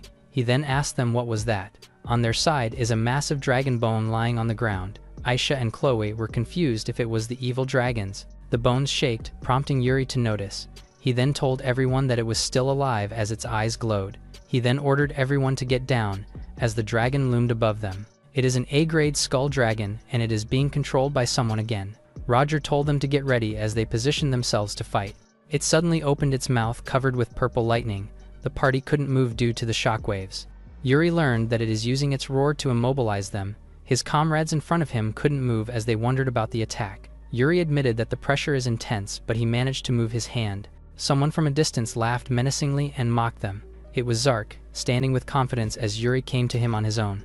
His eyes glowed golden while calling Yuri's name, prompting the latter to stare at him. Zark warned him not to be confident after defeating Nero because he was low in number. He then showed his number with confidence, saying that Yuri is no match for him. The skull dragon roars as he swore to kill the humans. Yuri was thinking that he came to avenge the one he killed. The dragon suddenly attacked, leaving the three in utter shock. It instantly descended towards them, but a blue slashes welcomed its very own move. Its claw was cut into pieces as Yuri landed in front of the party. Yuri's eyes narrowed as he used his enchantment magic. He then dashed forward with his glowing sword as he attacked midair. The skull dragon howled, tasting Yuri's slashes. It landed on the ground as its bones scattered into pieces. His three comrades were in surprise because he could move and kill the evil dragon. Yuri turned his face, While Zark flickered his finger for a round 2, the dragon's remains were suddenly covered with purple energy. It then suddenly loomed over Yuri. But the latter effortlessly slashes his sword, breaking its claw into pieces, and yet the bones instantly healed while being covered with purple energy. It suddenly grabbed Yuri's body, throwing him away effortlessly. Yuri blocked himself with his sword, realizing that it regenerates instantly and attacking again is useless. The skull dragon faced him as he deemed it undead. His eyes widened as if realizing something. He then raised his hand as he glowed brightly. The dragon howled in pain, feeling Yuri's holy magic all over its body. It then began disintegrating, leaving only tiny pieces of its body. Yuri recalled that undead are weak against holy magic. Zark suddenly descended towards Yuri, with his fist clenched in excitement. Yuri managed to block it with his sword, but it sent a massive force field around them. Zark found the situation fun, wanting it to be like that in the first place. While Yuri just stared at him with cold eyes, Zark declared that the final round had begun, sending multiple punches towards Yuri. The latter's sword glowed as he enhanced it. A blinding light appeared as he slashed the opponent in front of him, but Zark managed to brace himself as it left only a scratch to his arm. Yuri checked his sword, realizing that his opponent was tough. Zark's fist was covered with a dark aura as it suddenly appeared, causing Yuri's eyes to widen in shock. He looked at it closely, thinking of ways to evade the attack. Yuri's eyes suddenly glowed brightly. Zark's fist landed, but Yuri instantly appeared on his back. The punch sent the stones flying and ground in a massive ruin. Yurik acknowledged the overwhelming power, but the size of it makes it slower. Zark suddenly leapt above him, asking him what's wrong. He once again landed a punch, sending massive shockwaves around the battlefield. He suddenly smirked, asking if he got soft from sleeping for 5 to 100 years. He then followed up his attack by throwing the stones, mocking Yuri's number. The latter blocked his attack by spinning his sword faster. While watching him closely, Zark carried a massive stone to land a strike. Yuri suddenly stepped back, while Zark told him not to disappoint his years of waiting. He then threw the massive stone towards Yuri, who is currently mid-air. Yuri's sword glowed as he managed to counterattack. He landed on the ground, thinking that fighting with his sword is no use. He then decided to use that and called out for Lime. He ordered her to take his comrades to a safe place. Lime instantly followed him while seemingly chirping. She then dashed towards the party. Zark grinned, saying that he doesn't have time to worry about allies because he was only interested in defeating Yuri. He charged forward, asking how it feels to be pushed on the edge by the one he defeated. Yuri's sword glowed golden as he activated his enchantment magic. His eyes narrowed as his fire magic emerged. Then a massive infernal spear appeared above him, leaving Zark in shock as he didn't expect him to use magic. Yuri positioned himself, apologizing that he can't remember much about the past. He then threw his massive spear towards Zark's direction. The latter winced in pain as it hit him. He then tried to stop it, but he couldn't. The infernal spear pushed forward, engulfing his whole and leaving only his words of defiance. As he began disintegrating, he couldn't accept that he once again lost. But Yuri just watched him with a cold stare as he sheathed his sword back. Then a massive explosion took place with a scream of agony, while Yuri walked away unfazed. From a distance, his party was inside of Lime for protection. They were stunned as if they saw a ghost by what they had witnessed. Yuri stared at his hand, noticing that he is getting better than before.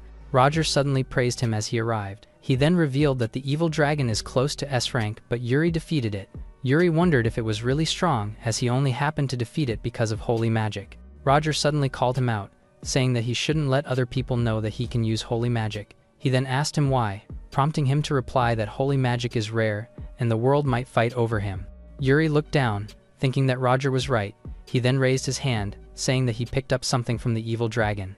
A massive violet stone appeared. He carried it in his hand and asked how they should divide it in 4. The 3 were shocked upon seeing it, thinking that it was too big. Roger admitted that he hadn't seen such a magic stone before. He then smiled and called Yuri, telling him to keep it by himself. The 2 girls agreed with Roger, saying that he should take it with gratitude. Roger smiled widely, reminding him to use it wisely as it could disrupt power balance. Yuri thought that the holy magic and magic stone would bring him a lot of trouble. They then walked away while Yuri was eager to live freely. Inside the manor, Yuri opened his eyes from sleep and asked Lime. He wondered if it was morning already while having someone on his bed. It was Lime, sleeping peacefully. He then stared at her in confusion, not knowing who she was. Lime woke up and stretched as she yawned. Yuri was taken aback while watching her. Lime suddenly jumped towards and braced him, prompting him to think for a second. He asked if she was Lime, causing her to chirp happily. Yuri thought that it was because of the magic stone she ate yesterday. Lime suddenly greeted him cheerfully, surprising him. She tried to walk and called for Yuri's attention, but the latter told her that it was dangerous. She then slipped on the ground, proving Yuri's words. He thought that it might not be good for Lim to become more human-like. He pats her head, saying that she doesn't have to imitate them. He added that she had her own unique charm, causing Lim's eyes to look soft. She then transforms back into a slime. She sits quietly on Yuri's shoulder, making him smile. He then told her that they will go out for a quest today. In front of the guild, Yuri headed on the quest board. He looked up and searched for a quest today. He noticed that it is always the same quest as always. Lime chirps sadly, prompting Yuri to notice. He was frustrated when someone suddenly called him out, prompting him to turn his gaze. He pointed his finger, saying he is ranked 8 in Class C. He smirked because he was known as a wandering rare monster hunter. With a wide grin, he introduced himself as Butch. Yuri just stared at him with a bored expression. Butch then introduced his rat partner named Leo. Butch and Leo pose while Yuri notices that he tamed monsters too, like him and Lime. Butch suggested Yuri to work for him for a day, but he instantly rejected him. He laughed, saying that not all the quests are posted on the board. He raised his fist, informing him that there's something called a personal quest. Yuri was quite clueless as he thought about it. He gazes at Lime, thinking that for her sake it might be worth trying it. He then informed Butch that he would take it up, making him enthusiastic. Under the bright sky, they were riding a small carriage. Yuri admitted that there's a lot he doesn't know, wanting Butch to teach him. Butch smiled widely, agreeing to tell him some solid advice while the pets were fighting over. He leaned closer, whispering why Yuri made a contract with a slime. He then revealed that there are a lot of slimes, but normal blue ones are the weakest. He then told him to find a stronger monster to contract with, having some recommendations. Yuri gazed at him, while Lime listened to them in confusion. She then jumped ahead while Yuri refused Butch's offer. He revealed that Lime is a dependable partner and she will be useful in today's quest, prompting Butch to look at him in disbelief. He burst out of laughter, telling him that he is not a monster tamer at all. Yuri stared at him and told him that he wasn't joking at all, making him laugh even more. Butch's eyes bulged when a large bird suddenly grabbed him. He shouted with all his might as the bird flew away. He was weeping with tears, asking them to help him. Yuri called out as she glowed golden. She instantly ascended towards the escaping bird and transformed herself into a cockatrice. She snatched Butch from the bird, prompting him to ask in panic. She then brought him back to the small carriage with care. Butch pointed at Yuri, asking what was the deal with his slime as it transforms. Yuri rubbed Lime's beak and told Butch that it is normal. He then added that blue slimes are just ordinary monsters according to Butch. The latter was left confused and stunned, saying that ordinary monsters don't do that. Yuri dismissed it and asked where they were heading. Butch suddenly smiled and remembered that he hadn't told him yet, prompting Yuri to look at him in confusion. He then revealed that their destination is the Dragon's Valley. Picturing the dragon's nest, he told him that their objective is to capture a young dragon slumbering in the valley. The massive kraken of the distant seas, the golden monstrous bird that lives on steep cliffs, and the rainbow slime that only a handful exist in the world. Butch, having to capture all these aforementioned monsters, became known as the Wandering Rare Monster Hunter. Yuri bluntly praised Butch for earning such a title. He then asked why he was still a C rank despite his achievements. With sweat on his face, he told him that amazing people don't always get recognized. Yuri still praised him, prompting him to laugh with nervousness. Butch informed him that the dragon is ferocious, but it is breeding season, so its strength diminished. Looking in front, he smiled widely as they had arrived. The two of them were standing in front of the Dragon Valley.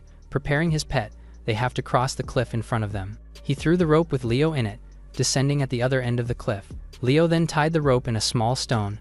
Butch praised his pet as he crossed the cliff using the rope. Yuri commended their teamwork while calling for Lime because they can't fall behind. He raised his hand as the wind got stronger. He realized that transforming into cockatrice might be dangerous.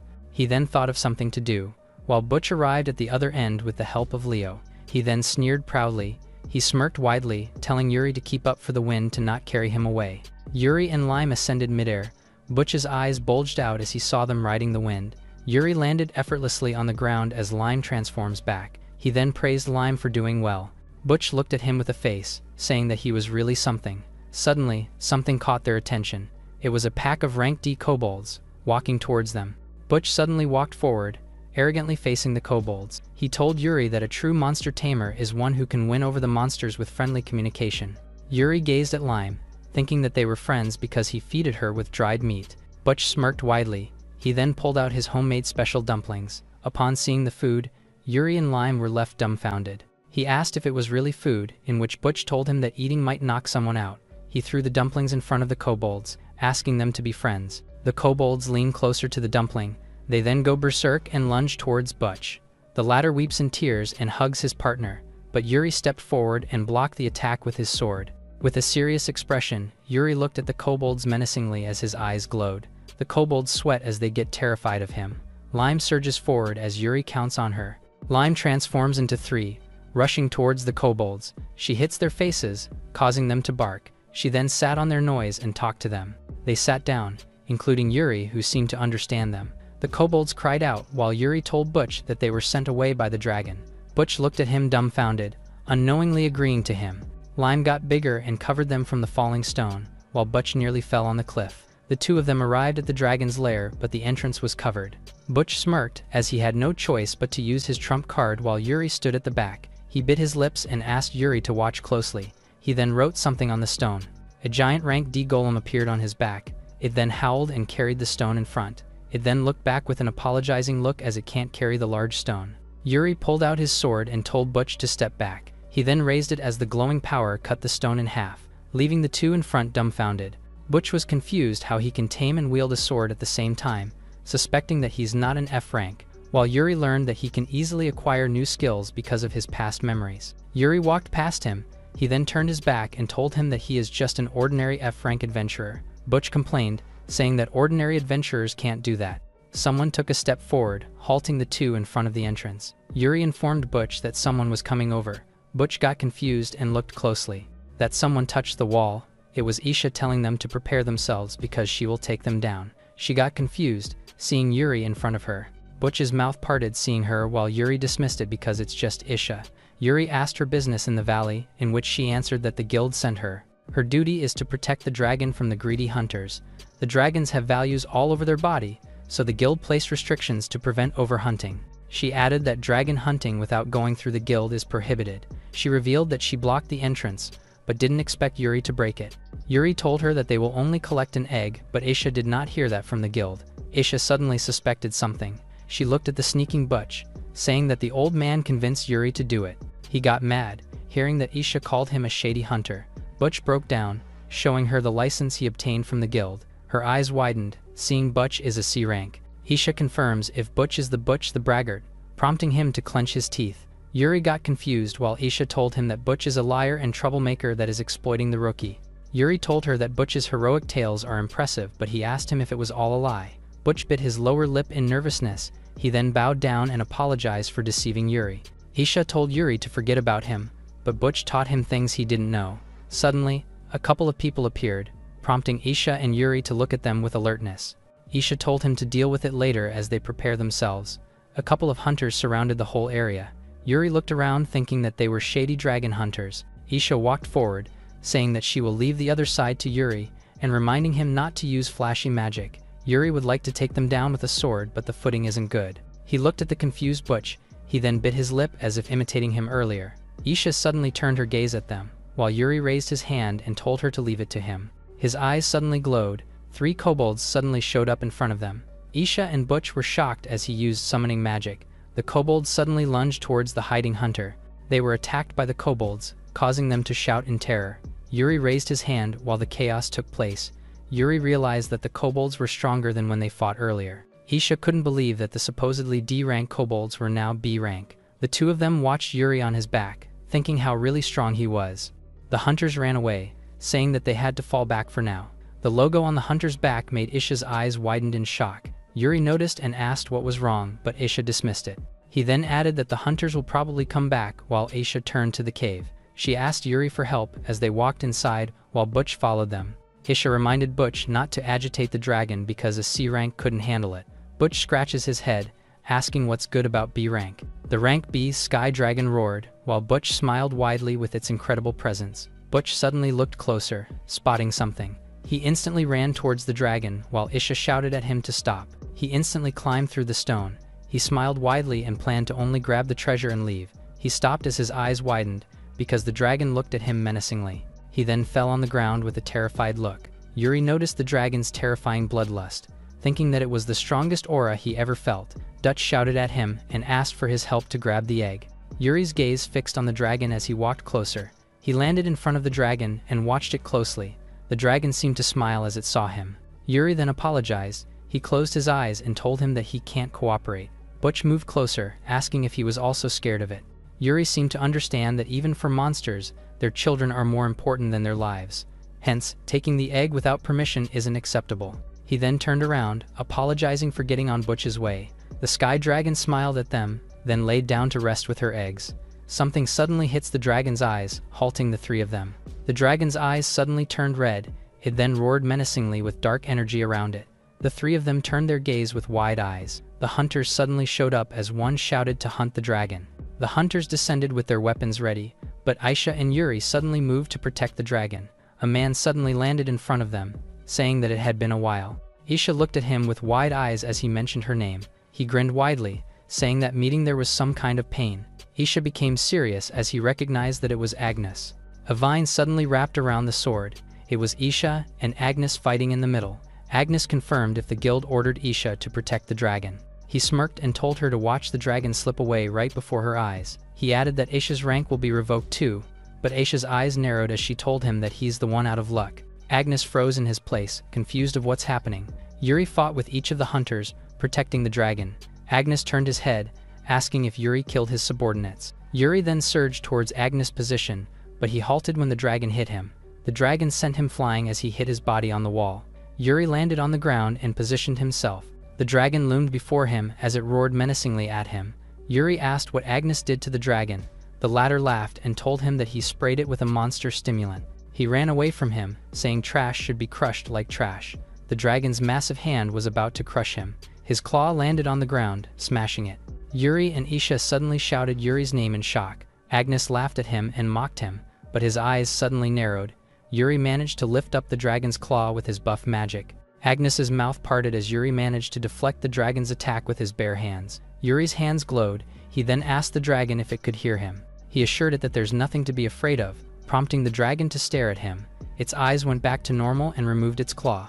Yuri praised her as he acquired the advanced taming skill. He caressed it carefully, taming the poor dragon. He realized that the dragon was just afraid of outsiders. Agnes was confused as Yuri managed to tame the dragon. The dragon roared at him as she cannot forgive the intruder. Yuri touched the dragon. His eyes lit up and told the dragon he would leave it to her. The dragon suddenly glowed golden as it roared, its eyes crackling with lightning as it awakened. It furiously surged towards Agnes. The dragon grabbed its collar, making him surprised. The dragon flew while Agnes pleaded with it to let go of him. The dragon followed him and furiously let go of him, tossing him outside her den. Yuri asked if the dragon was feeling better, in which it roared as an answer. Butch watched him in shock, while Aisha called him a ridiculous person. Aisha informed him that she will ask the guild for his reward for taking care of everything. Yuri asked if she was sure about it, but she agreed happily because he saved the dragon. She smiled and added that he also punished Agnes for her. Yuri asked if it was really okay while asking about Agnes. Aisha revealed that they were in the same class before. After Aisha got promoted, Agnes began committing crimes. His license got revoked and he got expelled from the guild. Aisha asked Yuri if he knew where fallen adventurers ended up, making him confused. It was in the Under Guild. It employs adventurers to commit more crimes repeatedly. Aisha admitted that Yuri is strong and kind, but she felt like taking care of a newborn baby. Because he got tricked by cunning people, he knew nothing about the world and his mindset is that of an F rank. She added that if he was left behind, he would end up like Agnes.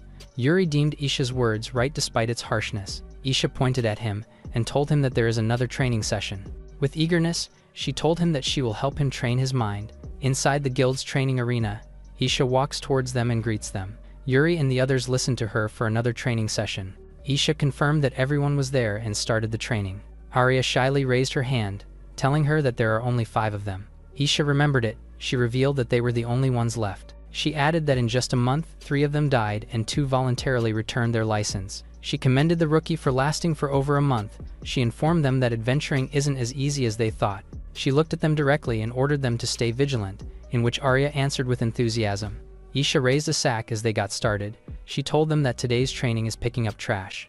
The 5 adventurers were picking up some trash on the sidewalk. 2 of them suddenly burst out and complained. Yuri remembered Aisha telling him that there is something he is lacking. She told her to find it out through their training today. He was thinking that he had no intention on becoming an evil adventurer. He doesn't know how to make sure of it, but he will do as told. Arya's eyes sparkle with amusement, saying she can't fall behind either. Yuri picked up the trash diligently, not noticing them before. The kid asked his mom what Yuri was doing.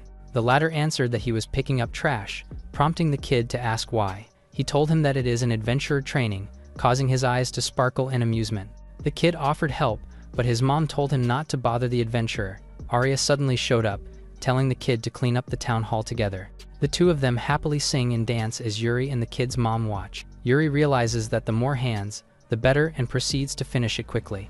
They caught the people's attention, especially Yuri for being incredibly fast. The people watched as they couldn't believe that adventurers do such stuff too. Someone suddenly picks up the trash, saying that he will help out as others join too. A bunch of people suddenly help out to clean the trash as Yuri stared at them. He was confused about what's going on because other people keep gathering. Isha suddenly showed up, saying that things are going well. He then called her name out upon seeing her. Yuri told her that the townspeople suddenly helped out, prompting Isha to answer him.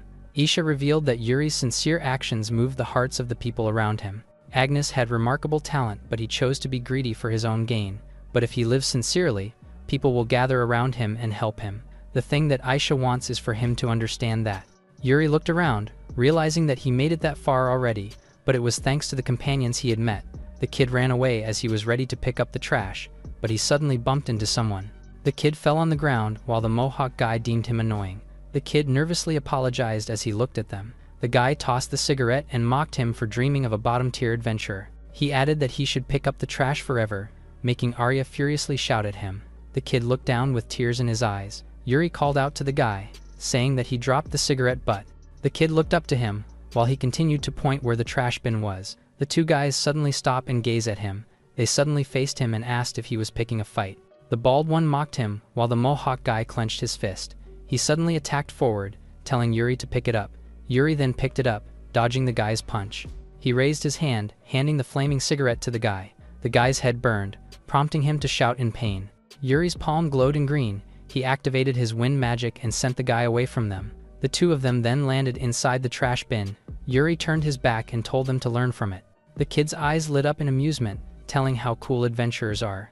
Under the night sky, Agnes was telling someone that he would immediately get the dragon's heart. He pleaded with the cloak figure to spare his life. He even swore to kill Yuri, getting the figure's attention. The latter gave him a chance, but he needed to make sure to kill Yuri as she flickered her finger. Agnes's face suddenly turned twisted. A creature suddenly emerged from his head. The creature loomed over the girl with such an aura, while the latter licked her lips as she found Yuri so soon. Inside the guild, someone asked permission for Yuri to ask something. Yuri asked why Roger suddenly called him out. Roger stared at him and smiled. He then revealed that his request is the subjugation of the Ogre King. Yuri curiously asked about the Ogre King.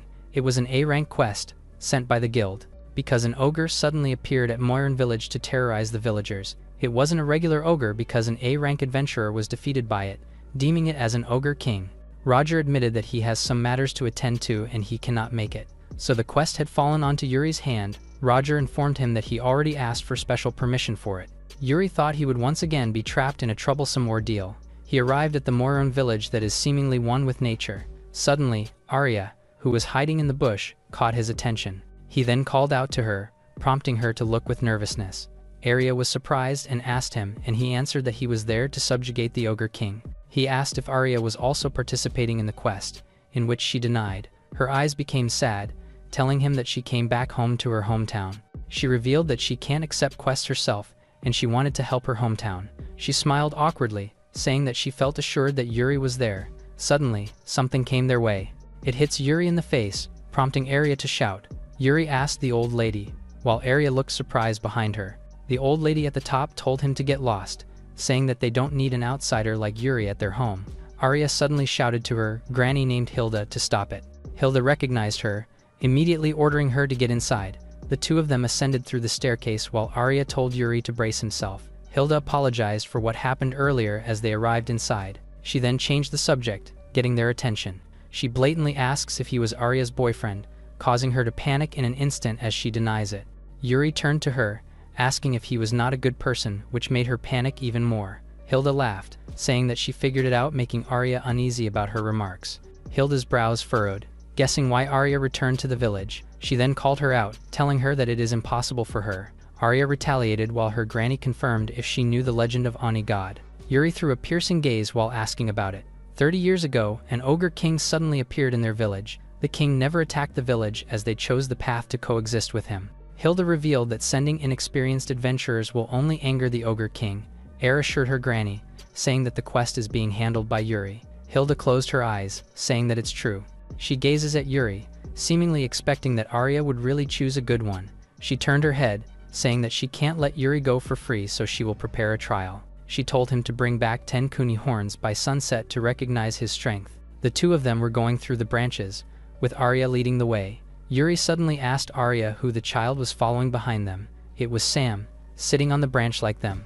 Arya happily pointed out that it was her brother, in which Yuri begged to disagree. She sadly admitted that their village is a little special, because it is the place where lost children gather. Both Sam and her were raised by their granny upon being abandoned by their families. Sam suddenly called out Yuri. He angrily told him that he can't accept Yuri for her sister. He told him that he will evaluate Yuri himself, pointing his finger on his face. Arya suddenly landed beside Yuri and asked Sam not to be rude. Sam angrily told her that her taste in men is disappointing, making her react in annoyance. Arya grabbed Yuri's hand to continue, but Sam told her that grabbing is not allowed. The three of them suddenly stopped. Arya told him that they were surrounded, in which he agreed. It was a bunch of E-rank Koni, smiling before them. Sam smirked, seeing that they had arrived, while mocking Yuri. He froze when Yuri flashed before his eyes. He was left behind as Yuri and Arya fought with the Kuni. He was shocked, seeing them fall on the ground. Yuri turned to him, asking if he is now accepting him. Sam's mouth parted, but he sneered at him as he landed on the ground. He said that there are much stronger foes in the village, with a giant monster behind him. Yuri suddenly grabbed Sam as he activated his ice wall to block the monster's attack. He then asked Arya to take care of Sam. The monster's eyes glowed red, while he told them that he will deal with it himself. The monster managed to break Yuri's ice wall. Yuri looked shocked as the monster tried to speak, then raised his fist and called out for his name. His punch landed on the ground, breaking it in an instant. Yuri leapt forward to evade the attack, being confused that the monster knew his name. The monster shouted in pain as he managed to slash his body. The monster's knee fell on the ground, while Sam was watching with amusement. He then asked his sister if the adventurers from the city are that strong. The monster got up as his wound suddenly popped up. It then growled while seemingly in pain. Yuri's eyes widened as if recognizing him. He was shocked to find out that it was Agnes. The latter suddenly landed in front of him. Yuri thought about the ability to turn humans into ogres. He deemed that someone was pulling a string behind it while Arya shouted at him. Later, Hilda's eyes widened in disbelief while raising her hand. In front of her are the Kuni's horns, she asked while being amused that they actually did it. Sam excitedly told her that it's not just Kuni because Yuri took down a huge Oni as well. Hilda and Yuri stared at each other. She then told him that Yuri looked like her missing son. She told them that 30 years ago his A-rank son went to subjugate a monster but hadn't returned. She added that she doesn't want to lose him too, so she wanted him to promise to come back. Yuri just agreed to her with no emotions, leaving Hilda in silence. She then pulled out a scroll and opened it for them. She instructed them to go to the shrine at the edge of the village, followed by offering of food and sake at the altar, and by that the Oni god will appear. Yuri and Arya were now standing in front of the shrine. Arya smiled widely as they were ready while Yuri was standing boredly behind her. He then asked if she really needed to change clothes, but she answered that it was for the mood. She raised her fist, saying that while she's acting as bait, Yuri should take it down immediately. He asked if she was sure about it, but she affirmed it by running around like a kid. Arya suddenly froze. She then called out to Yuri while looking at something. The ground shakes uncontrollably, prompting Yuri to stay alerted as it is coming. The massive ogre suddenly appeared under the night sky, towering before the two of them. Arya's eyes bulged out as she stammered. The ogre raised its weapon. It then struck hard while sending the two away by force. The A-rank ogre king roared menacingly with its glowing eyes. Arya couldn't believe it, prompting Yuri to ask Lime to take care of her. Lime got bigger with Arya resting on her top, while Yuri faced the ogre king. Lime takes all her might, jumping as high as she can with air shouting on her back. Yuri's sword glowed as he activated his slash enhancement. The ogre went berserk, also holding his glowing weapon. Their weapons clashed in the middle, sending shockwaves. Yuri seemed to notice something, prompting him to leapt backwards as he landed on the tree but darted instantly back. With eagerness, he rode the tree's body. It then surged towards the ogre king. The latter noticed him and readied its weapon. Yuri landed on the shrine, facing the monster with his glowing sword. The ogre attacked, instantly breaking the shrine in front. Yuri suddenly leapt behind it, activating his instant movement. The ogre turned to him, but he was determined to lunge his attack on it. He managed to cut one of its arms as he landed on the ground, prompting it to growl in so much pain. Yuri watched closely as the decapitated arm glowed. The ogre's hand suddenly regenerated as if nothing happened, prompting Yuri to remember the skull dragon with regeneration skill as the ogre. The ogre looked at him as it spoke, making his eyes widen in surprise. They stood face to face as he recognized that it was the ogre's voice. The ogre lowered his gaze, pleading with Yuri to kill him, leaving him in confusion as he stared back. The ogre king cupped his head and pleaded with Yuri to kill him because he doesn't want to hurt anyone else anymore.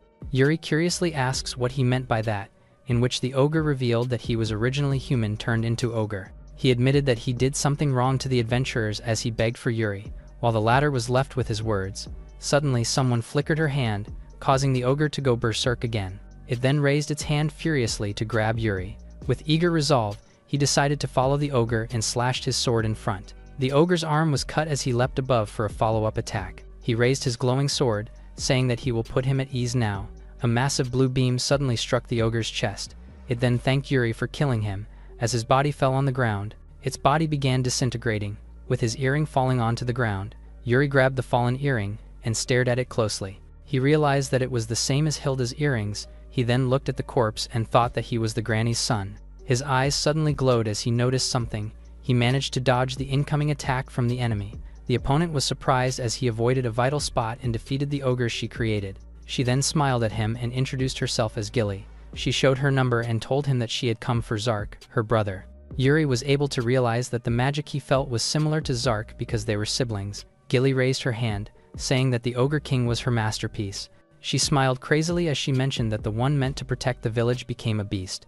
Yuri's gaze suddenly narrowed, while Gilly raised her hand in rage.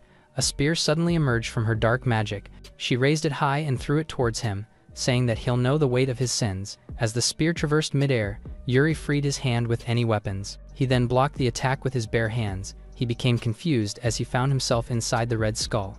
An ogre suddenly appeared in front of him, in what he thought might be a vengeful spirit.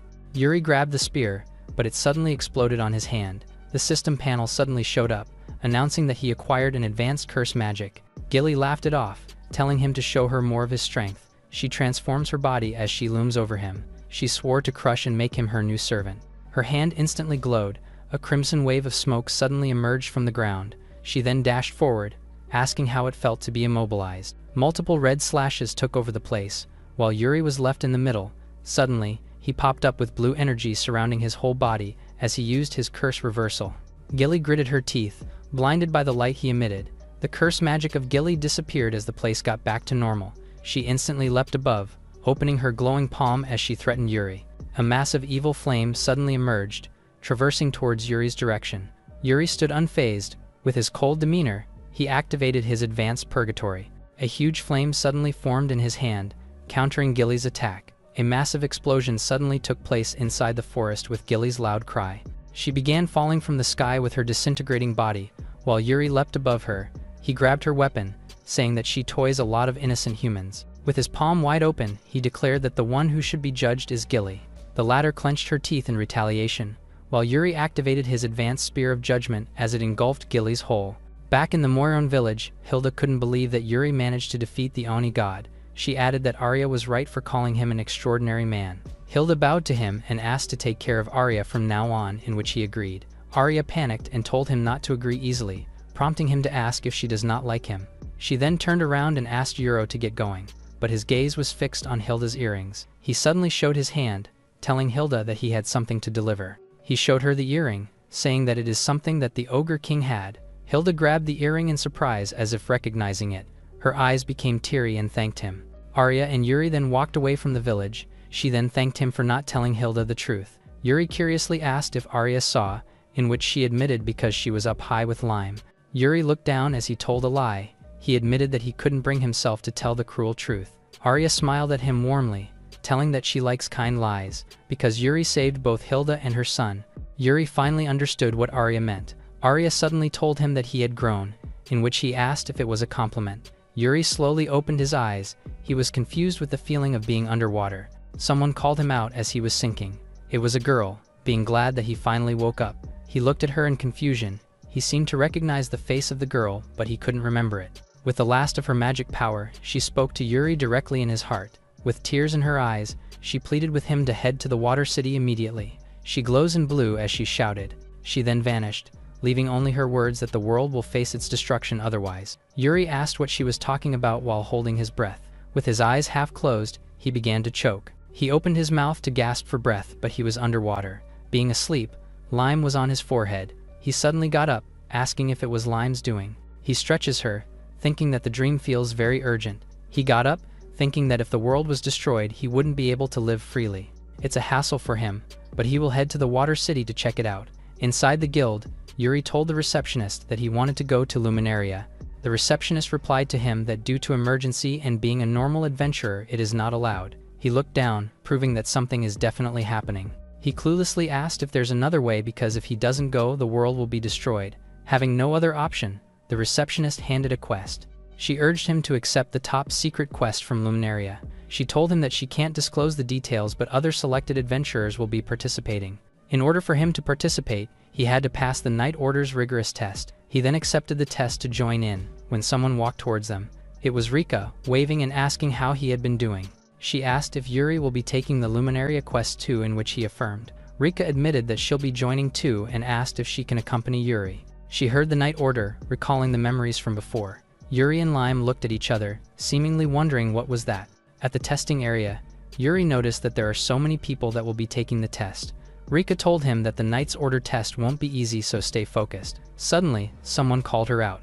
The little girl jumped and tried to brace her while calling her big sister. Her cheeks flushed as she complimented Rika, wanting to rub her cheeks. Yuri curiously asked if she knew her. Rika introduced Claris as her old friend from the Night Order. She admitted that before coming to the town, she was part of the Night Order. Yuri suddenly remembered his impression of her before. While Claris was looking at him intently, she pointed him out, asking who he was. Rika smiled and introduced him as a fellow adventurer that helped her a lot. Claris said that she was not jealous but couldn't accept Yuri on Rika's side. She thought that he had some incredible skills and asked what his rank was. Yuri showed his adventurer card, blankly telling her that he's an F rank. Claris tossed his card on the ground, getting mad that he was standing beside Rika. The latter tried to calm her down, but she refused furiously. She pointed out Yuri and told him that she can't accept and acknowledge him. Rika apologized to Yuri, but he just assured that it was true. Someone suddenly greeted all of them. It was the captain of the Night Order named Brian. He informed them that they will undergo a 2-day survival test. He struck his sword on the ground and told them to follow the instructions of the knight assigned to them. Yuri became serious, finally finding out that it was the rigorous test they had mentioned. With eager resolve, he swore to pass the test no matter what to go to Luminaria. Yuri curiously asked about his assigned knight, in which Claris answered that it was her. Claris looked at him with disgust and announced that he was disqualified, prompting the two to look at her in confusion. Claris continued to look at Yuri with disdain. As usual, the latter only stared at her with a cold, unimpressed look. He asked why she was staring, to which she angrily called him foolish. She said that this test also serves to assess the conducts of adventurers. Rika has nothing to worry about, but the problem is Yuri himself. Seeing that she's being harsh, Yuri felt helpless. In that case, he has no choice but to give it his best. Waiting for him were 2 hungry D-rank wolf fang monsters. Claris scoffed, underestimating Yuri in her mind. The latter drew his sword, determined to display his skill. To Claris's surprise, Rika immediately charged forward to attack. She effortlessly cut down the wolves, standing in her way with her amazing sword skills. Claris exclaimed in amusement while watching her. She then looked mockingly at Yuri as if daring him, but in a swift move, he managed to slash the wolves effortlessly on his side. He turned his gaze at her, seeing her shock for killing the wolf with 1 strike. Claris didn't wave and still criticizes Yuri's swordsmanship while praising Rika's. The latter had enough and told Claris to stop it already. Yuri crossed his arm, telling her to watch him closely because the test has just begun. Claris's cheeks flushed as she sneered in defeat. Beside the lake, she instructed that survival requires the ability to secure food. She then pointed her finger with an arrow on top to demonstrate. The arrow traversed midair and instantly pierced through the fish. Claris instructed him to use magic and catch fish more than she did to get acknowledged. Rika winked at him, saying that it won't be easy because Claris's magic control is best among them. Claris then fired a lot of arrows, bragging about her magic. She catches the fish in an instant, prompting Yuri to notice her precision and concentration, but refuses to do the same. Just as he was thinking of what to do, the system panel suddenly showed up as his non-elemental magic advances. Claris mocked him, but he only asked if he didn't need to catch them one by one. His hand suddenly glowed upon using his non-elemental magic. He then raised his hand as the fishes were sucked up. The girls braced themselves as they couldn't believe what they were seeing. Yuri decided that it should be enough now, causing the fish to fall from the sky as they watched. Claris was surprised when Yuri caught plenty of fishes. Rika smiled and asked her if she acknowledged Yuri, but she sneered. The night came, prompting Claris to discuss that he needed to get through the night. She then mocked him for always being sleepy, saying that Yuri should let the monsters eat him. Yuri knelt on the ground, saying that it was indeed exhausting to watch through the night. Multiple kobolds suddenly showed up, prompting the girls to suddenly panic. He then ordered Kichi to take turns on watching the forest with others. Claris scolded him and asked who he really was, but the latter thought that he should hold back. She stomped towards the bonfire and swore to expose his fraud. Yuri said that it is not fraud, in which Rika replied that she's just being difficult. She added that she understands Claris very well because they had been together. Yuri stared at her as she conversed. He then asked what prompted her to join the night orders. She walked ahead and replied that there is no particular reason, causing him to ask more. Yuri turned to her and asked why she left the night, causing her to stop for a moment. She was about to speak, but refused to do so and headed back to the tent to sleep.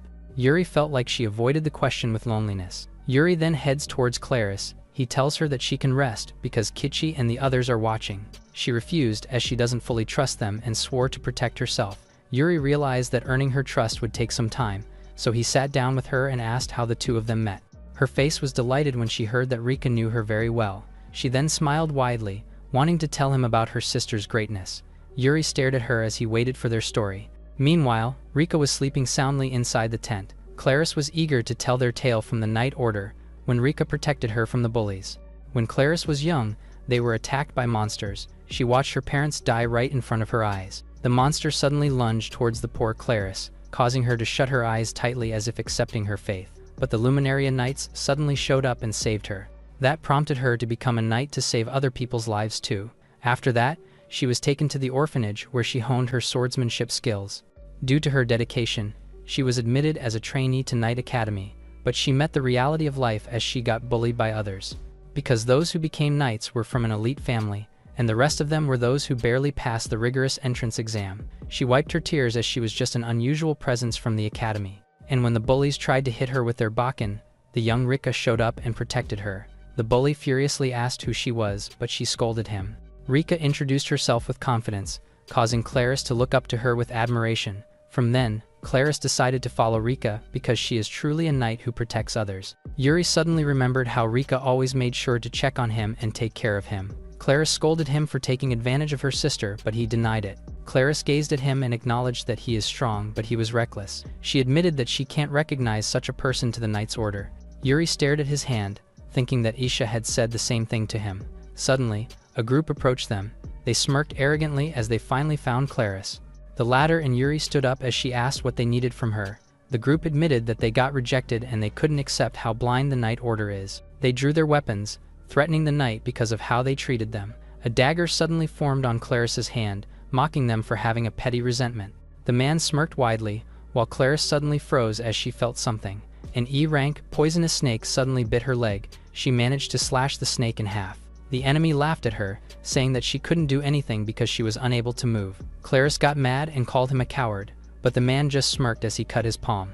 A huge cyclops suddenly loomed over them. Claris gritted her teeth, because her opponent is a tamer that controls B-rank monsters. Yuri suddenly raised his hand. He stepped forward and called for his kobolds. The man was confused and asked what he wanted, while Claris's eyes widened in surprise. Yuri told him that if he had business with Claris, he would take on them instead. Claris suddenly asked Yuri to stand now because this was her fight.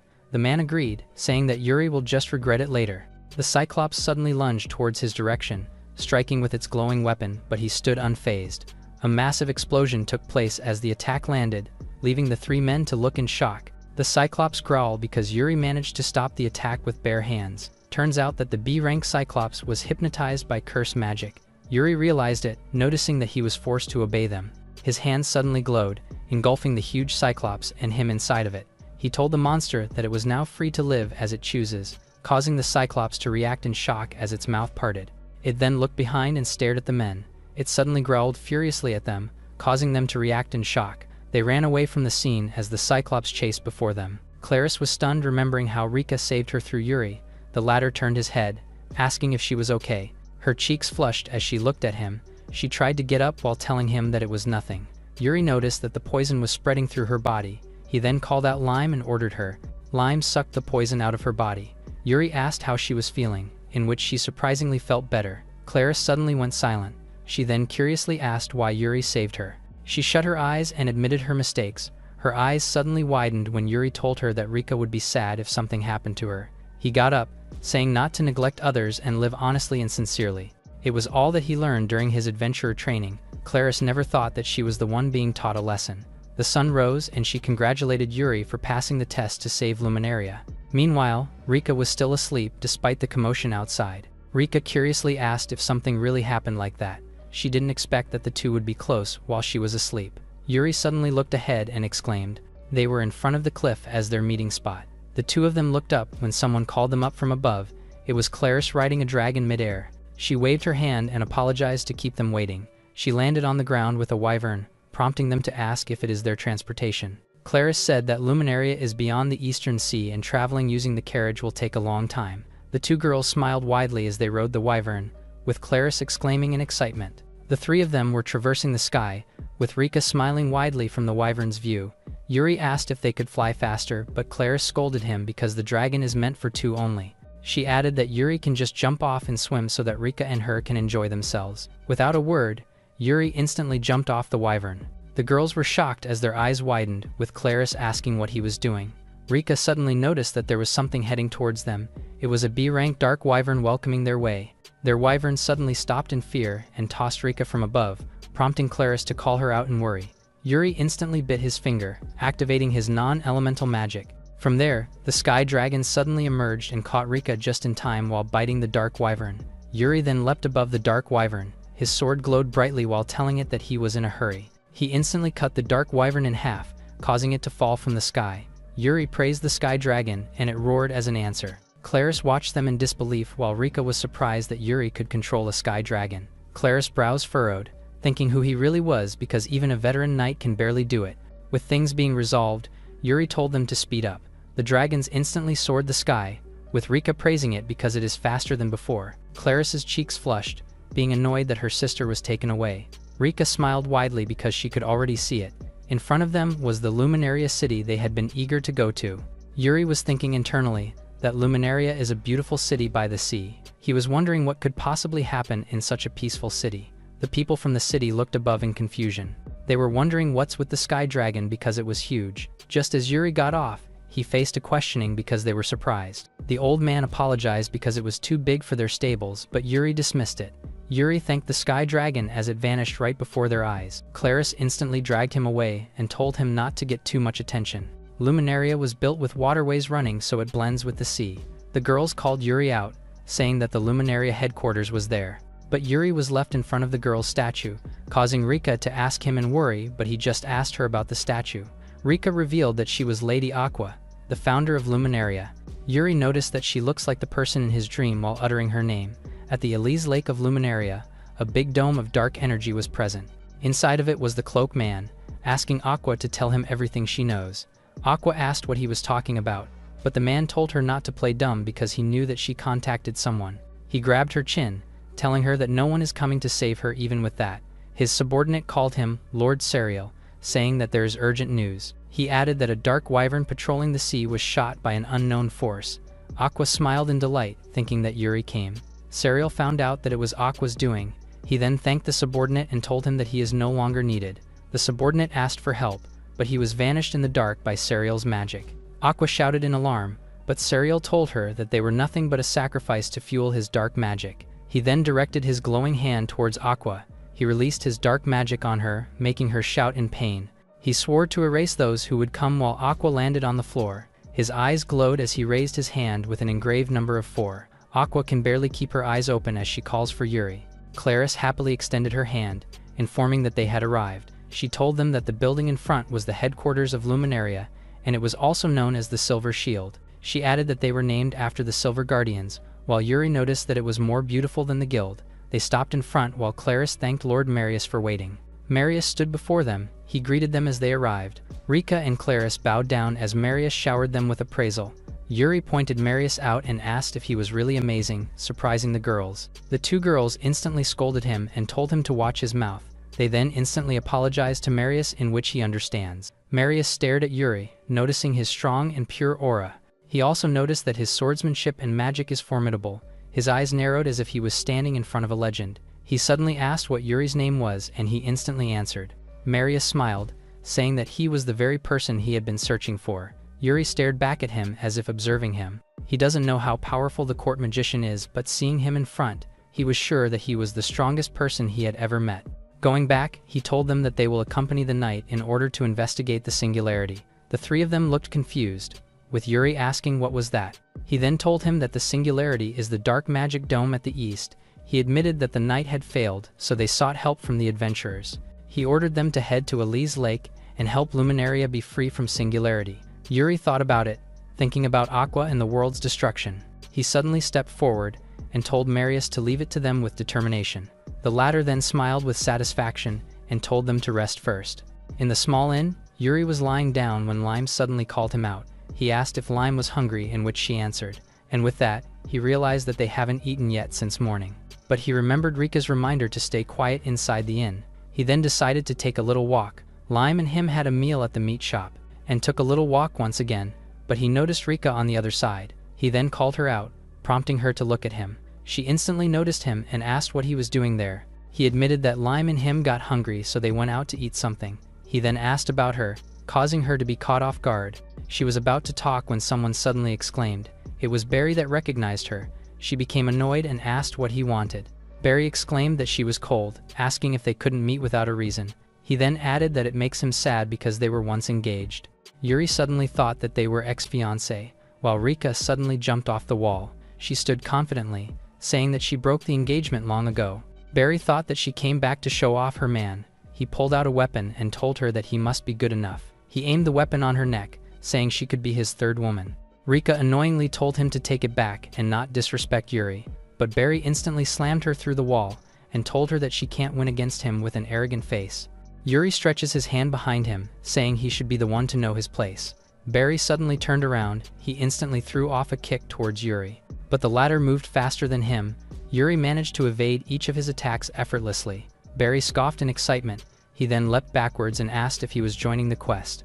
With a twisted face, he revealed that he was joining too and they should get along now. But Yuri just stared at him coldly, seemingly annoyed by what he did to Rika. Yuri positioned himself for a fight. Same goes with Barry, who smirked in excitement. He suddenly scoffed and told them that he was just kidding while walking out. He arrogantly told them that he doesn't need to waste time for weaklings like them. With a killing intent, he threatened to kill Yuri if he dragged them down.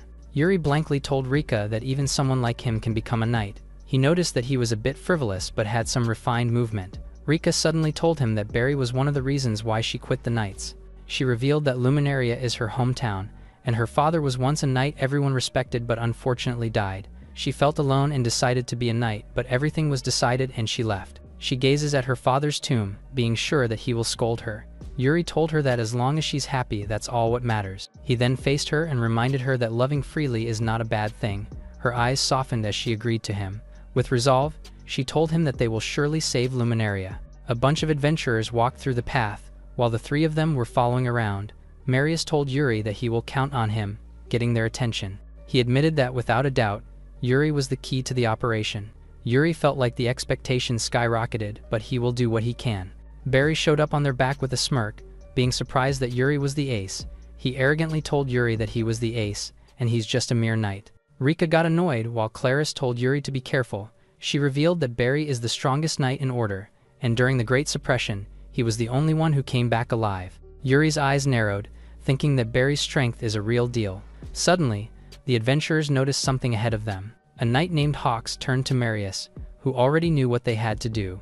In front of them formed a massive singularity. Hawks said it was more than he imagined and remarked on its ominous magical force.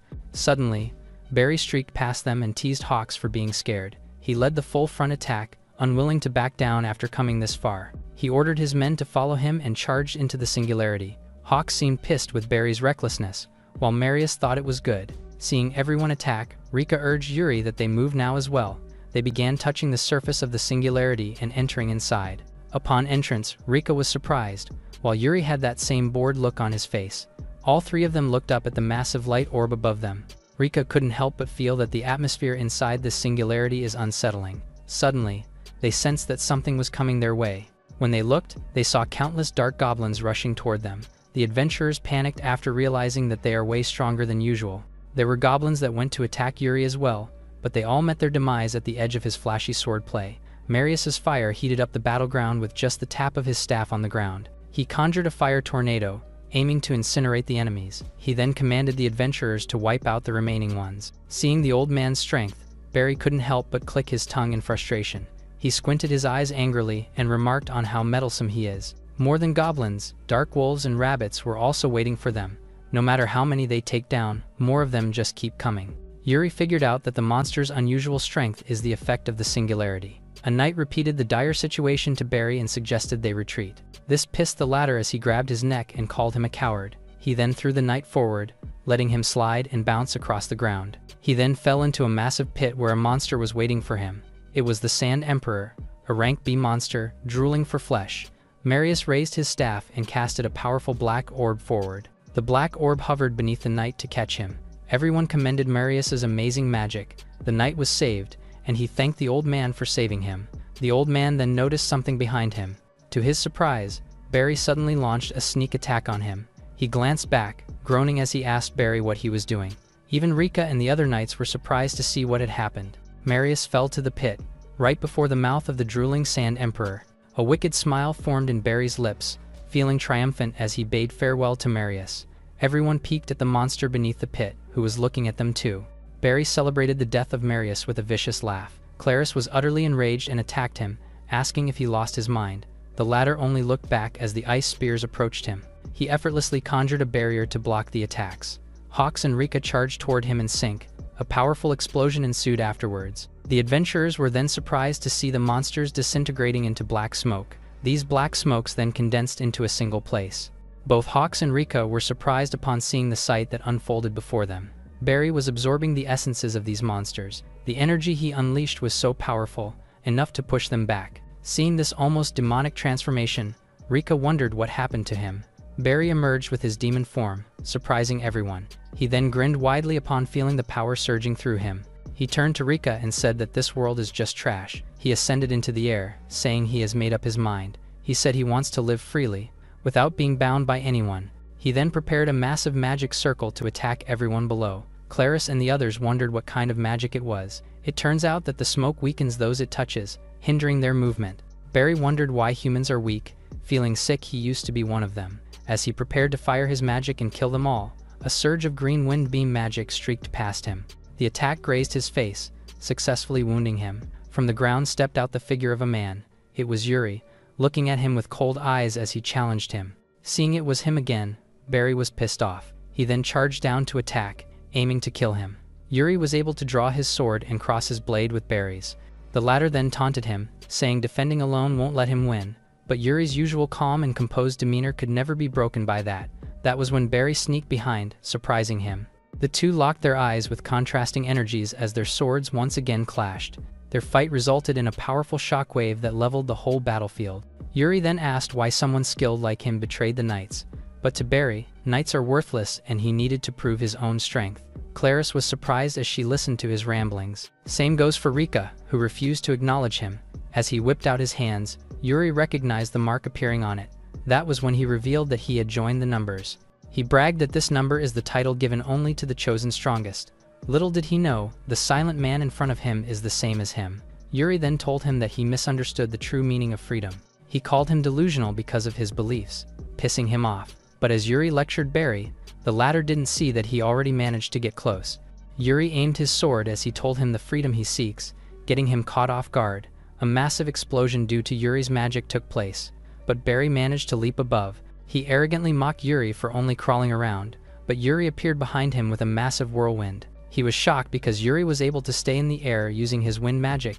He then turned around and pleaded with him to stop, but Yuri surged towards him, piercing his sword through his chest. A glowing beam suddenly emerges from above and hits the ground with force. From there was the defeated Barry, who can't even move an inch. Hawks couldn't believe how strong Yuri was and told everyone to rescue Marius. Rika smiled as she watched Yuri, giving her gratitude to him. Yuri stared at Barry while being sure that he won't be able to get up for now, while Barry just lost his consciousness. He suddenly opened his eyes, and Yuri got confused while watching him. Barry's body became swollen as he begged for it to stop. He asked someone for another chance as his body became severely bloated. Barry's body suddenly exploded as it emitted dark smoke. From there, Serial suddenly appeared in front of Yuri. He then smiled at him and called out his name, in which Yuri answered in silence. A massive dark power suddenly engulfed the whole area. The knights braced themselves with Rika curiously asking what was that. Rika and Hawks suddenly fell. Their bodies instantly pressed on the ground behind Yuri and Serial. The latter called him but instantly took it back, calling him number 0 Yuri. The latter noticed his overwhelming power, asking who he was. Serial apologized for the late introduction, confidently telling him that he was Serial, the number 4 in numbers. Serial told him that he already knew that he was the one exchanging telepathic messages with Aqua. Yuri curiously asked about the telepathy, but Serial told him to stop pretending. A massive whirlpool appeared inside the singularity, prompting Yuri to notice that the magical energy has been clearing away.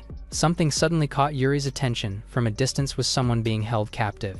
It was Aqua, who suffered from being tortured by Serial. She slowly opened her eyes, calling Yuri's name. The latter's eyes widened in shock. He recognized that Aqua was the girl from his dream that day. But before that dream, he knew that he met her but couldn't remember where. Aqua shouted as she was about to tell him, but she was electrified by the dark energy surrounding her. Serial told him that he was too late to rescue Aqua. Yuri suddenly glowed in blue and instantly darted towards Aqua's place. He was about to cut the chain that was holding her, but Serial suddenly smirked. Yuri suddenly froze in place as he felt the dark aura around him. Serial revealed that it was a curse from dark magic, and there is no escape. Yuri raised his hand as blue energy emerged, but he failed to break it because not even curse reversal works. He struggled to move his body, while Serial was displeased because the old him would easily escape it. He smirked widely as if mocking Yuri for it. Suddenly, a beam of flaming energy appeared on Serial's back. Someone then took a step forward. It was Marius with a flaming body, telling Yuri that he will assist him. Yuri turned his head, seeing that Marius was alive. The latter activated his dark skill as his fist glowed in flame and flashed towards Serial. A massive flame emerged between them as he swore to make him pay. Serial sneered, making the flame slowly disappear while mocking him.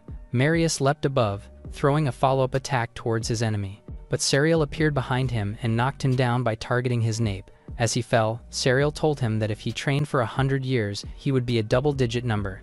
Marius nearly lost consciousness, but he managed to leave the rest of the fight to Yuri. He finally fell on the ground unconscious while Yuri rose.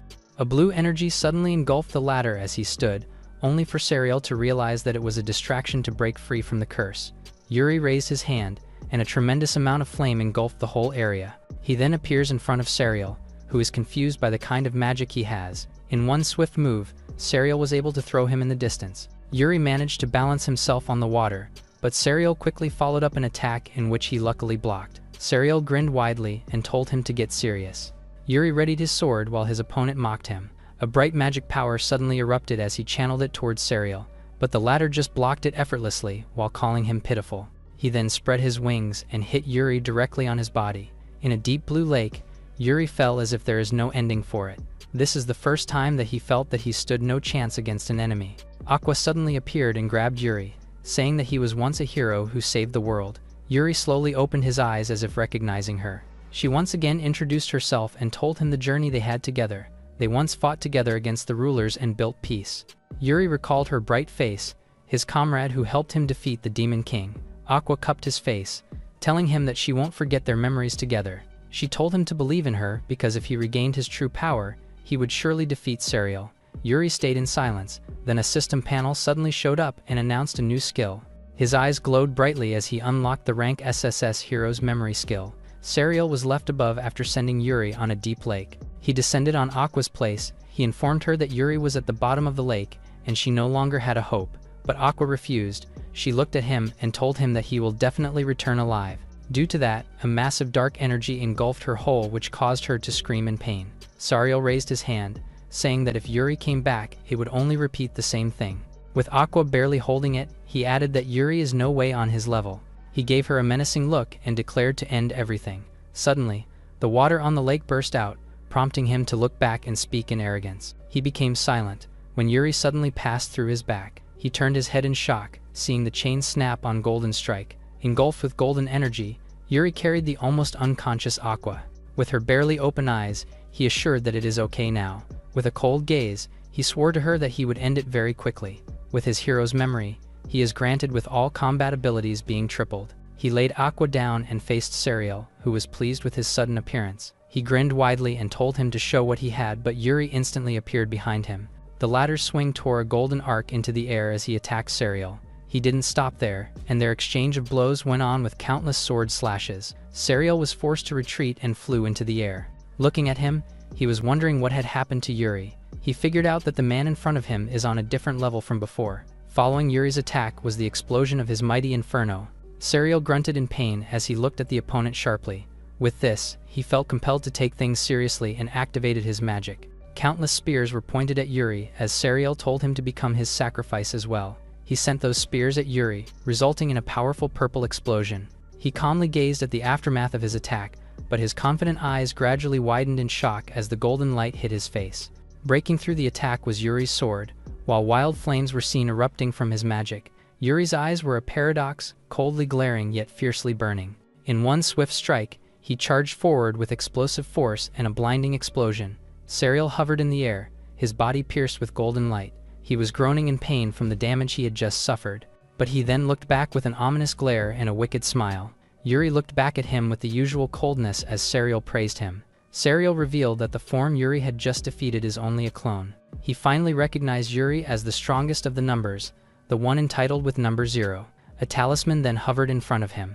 As Yuri picked it up, he learned that it was the talisman used by Serial to clone himself. Upon seeing that it was just half of his power, he remarked on how strong he really is. Aqua then stood up and called to him. She said that she had believed in him, knowing he would come, but still, he doesn't quite understand the situation, because he remembered that she was an ordinary human, and she is still alive in this era. His eyes suddenly widened upon seeing through it. The Aqua, who is in front of him now, was already a spirit. She revealed that humans with spirit compatibility are rarely reborn as spirit. She then added that she has been reborn as the 11th generation water spirit. Yuri remembered that he used the reincarnation stone, wondering if she did the same. Moving aside the reunion, she admitted that she has something to tell. She told him that numbers began moving and they were trying to misuse the power of spirit beings. They were the ones who governed the 5 magics in the world and regulated the distribution. They were the ones who maintained the balance of the world. However, the numbers have grown significantly in power and began stealing spirit magic. She was clueless about their goal, but if all the spirits fell into their hands, the world would meet its destruction. Yuri looked down, realizing that's what the dream talked about. Aqua told him that she has a request. She mentioned one of the spirits, the Fire Priestess. She then pleaded with him to go to Furia for her. Aqua pleaded with Yuri to go to Furia because the next target of numbers is the Fire Priestess. She told him that Serial mentioned to her that the next target is her. Yuri cupped his chin, thinking that he heard it somewhere. He admitted that he decided to live freely for himself and he is done being with troublesome matters. However, if someone stands on his way, he will crush them with all his might. Aqua stared at him in surprise. She then let out a small chuckle. She told him that Yuri had changed. She was happy as she admired him for finally living for himself. Yuri recalled his past life being bound to all the sufferings. In his first life of being a demon emperor, and in his second life of being a sword saint. But no matter how much effort he put in, he wasn't rewarded. He had grown tired of carrying all the burdens. Aqua noticed that Yuri's comrades will be waking up soon, suggesting to restore the place to its proper state first. She closed her eyes and a blue energy emerged on her palm. She then threw it upward, removing the singularity barrier and restoring the peaceful lake of the Luminaria. Rika slowly opened her eyes, asking where she was in confusion while Claris recalled they were inside the singularity. Aqua caught both of their attention as she assured them. She smiled and introduced herself as Aqua, the Water Priestess. The two of them were surprised, asking if it was Aqua who resolved everything. Aqua denied it while turning her head behind. Being held by Yuri, Marius spoke and told them that it was because of Yuri that everything was handled. Hawks instantly helped Marius, while Aqua told them what happened to her and the numbers. She then spoke again, getting Yuri's attention. She turned her back with Yuri asking if she was leaving already. She replied that the numbers might pursue her again sooner, so she had to stay hidden. Yuri recalled that the numbers' goal is to capture and steal the spirit's power. Before leaving, Aqua asked Yuri for a request. She asked him to turn his head to the side and close his eyes, in which he followed. Aqua then leaned closer to him and kissed his cheek, leaving him and the girl surprised of what she had done. She smiled as her cheeks flushed, saying that Yuri really did forget about it. With a wide smile, she revealed that they were lovers in their past lives. Rika and Claris's jaw dropped by the sudden revelation. They shouted in unison, while Yuri exclaimed that he doesn't remember. Later, Yuri asked the Sky Dragon to take them home. Rika asked if he already got his reward, in which he remembered a bunch of things Marius gave. Claris suddenly ran towards her bug sister and called her out. She then stopped with tears in her eyes. She braced Rika tightly and asked if she was really leaving. Rika pats her head gently, saying that she had grown strong. She smiled warmly, saying she will be fine on her own. She had left the knights on her hand, prompting her to look with tears. Yuri and Rika ascended above with Claris calling her out loudly. She waved her hand and swore to be a strong knight just like her, prompting Rika to look down and smile proudly. Yuri turned his gaze when he was called by her. Claris then shouted her gratitude to him for saving Luminaria, which prompted him to smile warmly. Above the sky, Rika asked if it was okay for him not to stay in Luminaria. She annoyingly added that it was because of Aqua, whom she deemed important to Yuri. The latter admitted that to his past self, she is indeed important, but he admitted that Rika is the most important to him now, causing her to react in utter shock. Her face became red in an instant, asking what that meant. Yuri turned his gaze at her, telling her that it means exactly what it sounds like. Rika then stared at her with flushed cheeks. He then added that he had spent more time with Rika than Aqua in this life. Rika suddenly told him that it is unfair. She got sad and added that she might take everything seriously. Yuris asked if she's feeling unwell, in which she shouted that it's not it. In a flaming place, Yuri slowly opened his eyes and stared coldly. In front of an altar with massive stone, he wonders why he was there. He then felt like something like that happened to him before. Someone then called him out, prompting him to turn his head back. It was the fire priestess, who had been wanting to meet him. He then looked at her in confusion. It seemed like he had seen her face before, but he couldn't remember. She pleaded with Yuri to head to the fire capital of Neteria. With her sad face, she's worrying about it. She suddenly disappeared in the fire, with her voice echoing that the world might be destroyed. Yuri stared as he remembered what Aqua had said, thinking that she was the fire priestess. He suddenly got alarmed and looked at himself burning. He clenched his teeth and clutched his chest, feeling the burning sensation in his body. Later, the kobolds were lying on Yuri's too, making him unable to breathe and move. He suddenly got up, asking if it was Kichi's doing again, in which they answered with a bark. Yuri closed his eyes, thinking of the end of the world and how he needed to move for his freedom. With having no choice, he decided to look for a quest heading to the Fire City, Neteria. He then walks toward the quest board, noticing those bickering in the distance. The adventurers were fighting over who came first, getting his attention. An old elf suddenly welcomed everyone who was waiting in line. The adventurers rushed inside the bargain weapon shop as it opens today. Yuri looked upward, seeing the weapon shop being so lively. He gazes at his sword, thinking that he hasn't done maintenance and busters on his sword. Someone suddenly ran towards Yuri's direction. It was Arya, being so delighted for the weapon she got on sale. Yuri curiously asked what Arya was doing.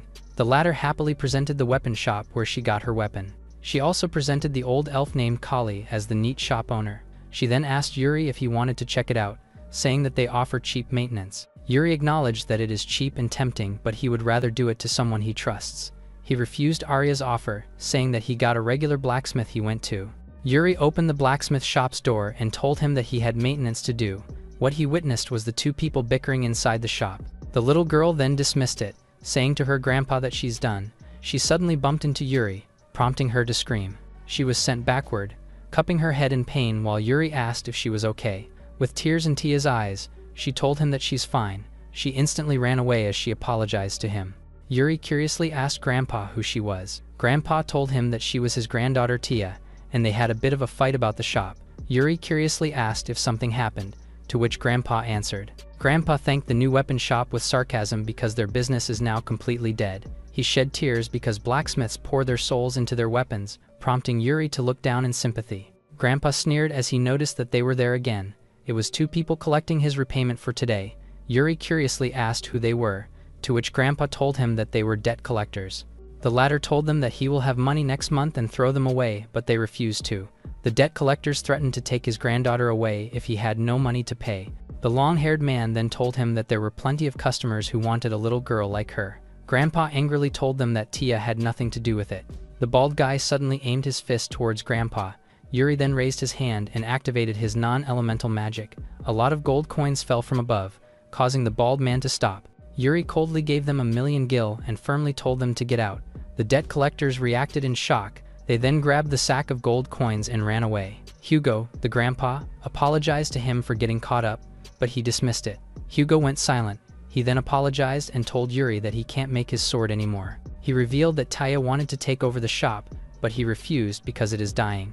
Yuri looked at him in silence, telling him that it's still too early to give up, because if not, because of the sword he made, he won't be able to have made it through all his adventures.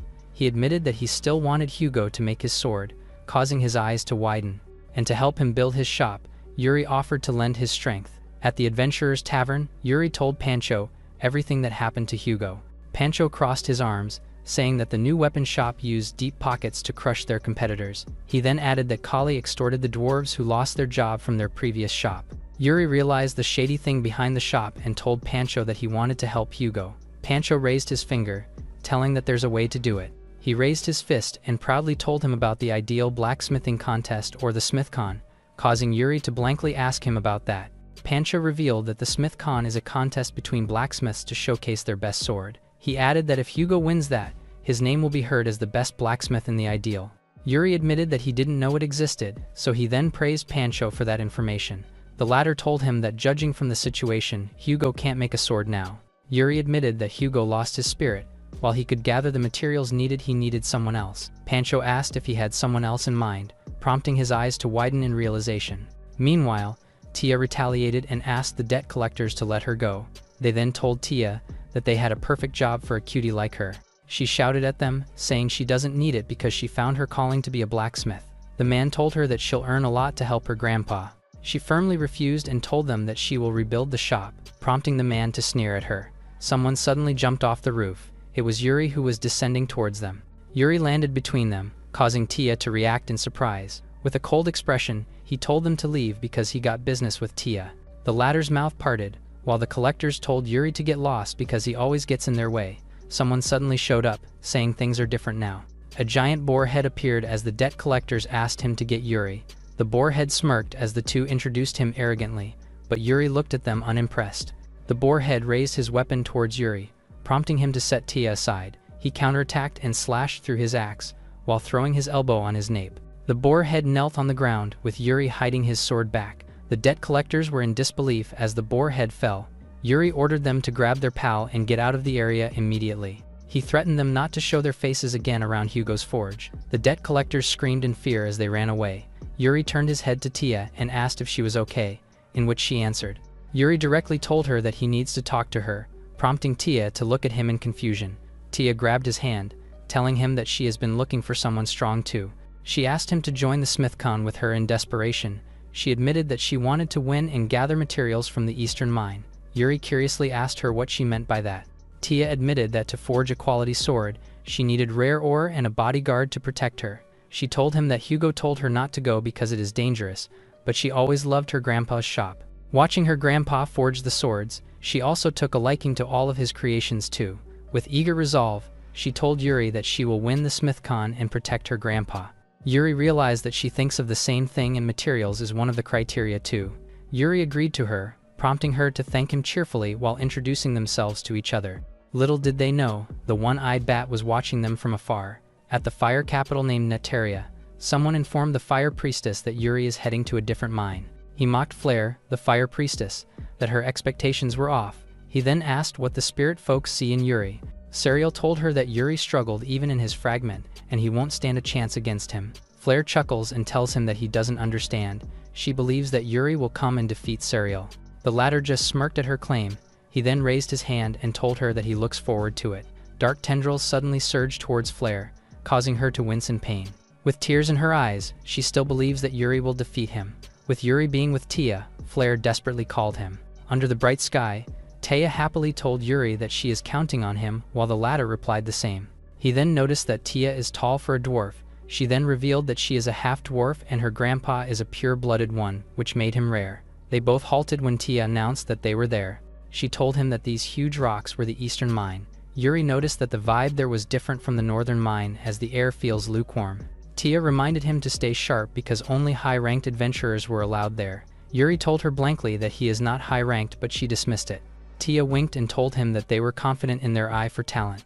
She pointed at him confidently and told him that he is an A-rank adventurer. Yuri bluntly showed his adventurer card, telling her that he is an F-rank. They entered inside the mine, with Tia being in disbelief. She looked around and reminded him to carefully look from there. She then turns her gaze when Yuri calls her out.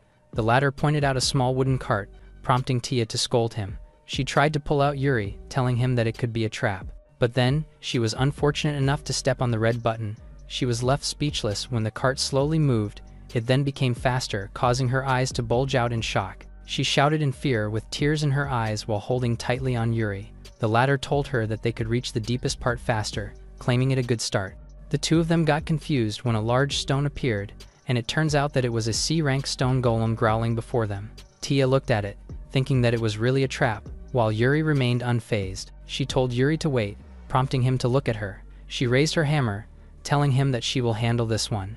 Yuri asked if she was sure because he came there to protect Tia, but she affirmed. She told him that she can take down monsters like that on her own. She then leapt upward, aiming her weapon on the golem's head. Her hammer fired up. She then eagerly struck down the golem in front.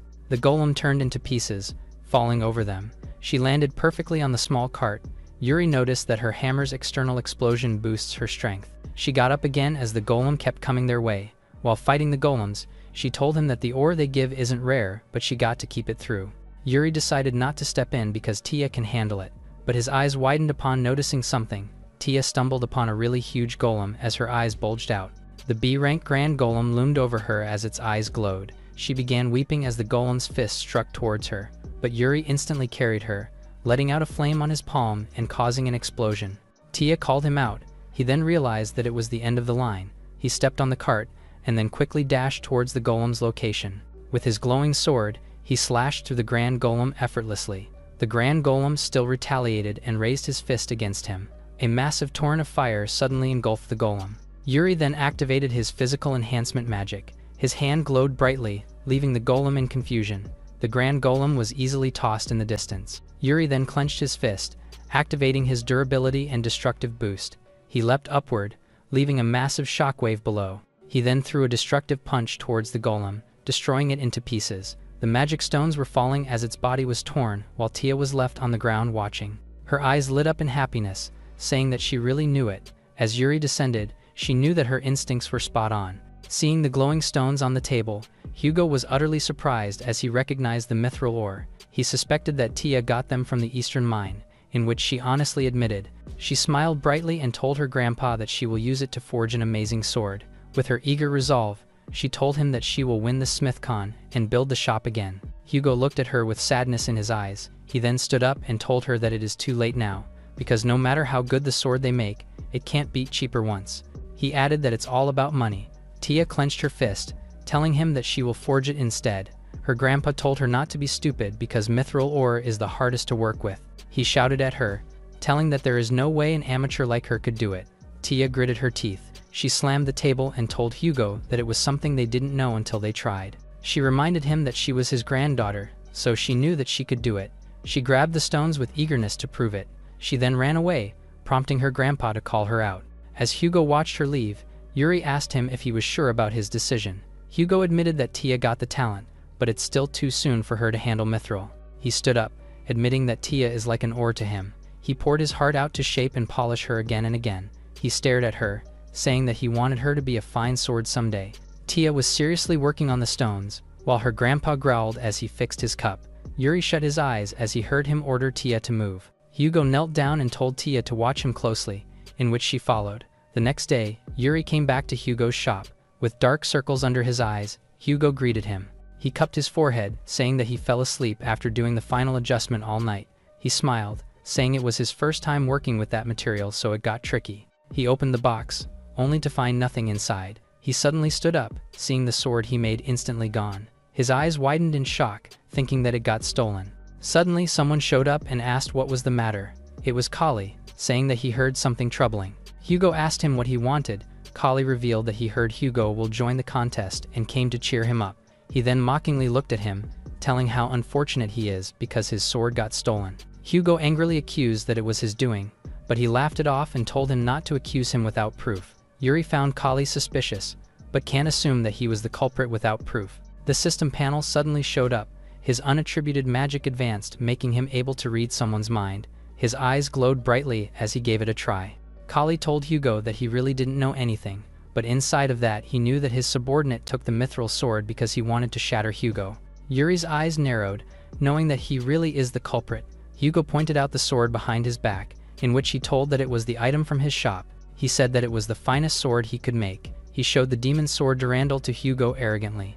The latter couldn't believe that it was an A-rank sword. He grinned widely, telling him that he hesitated to show it to someone who just lost his masterpiece. Tia showed up half asleep, just as Kali bid his goodbye to her grandpa.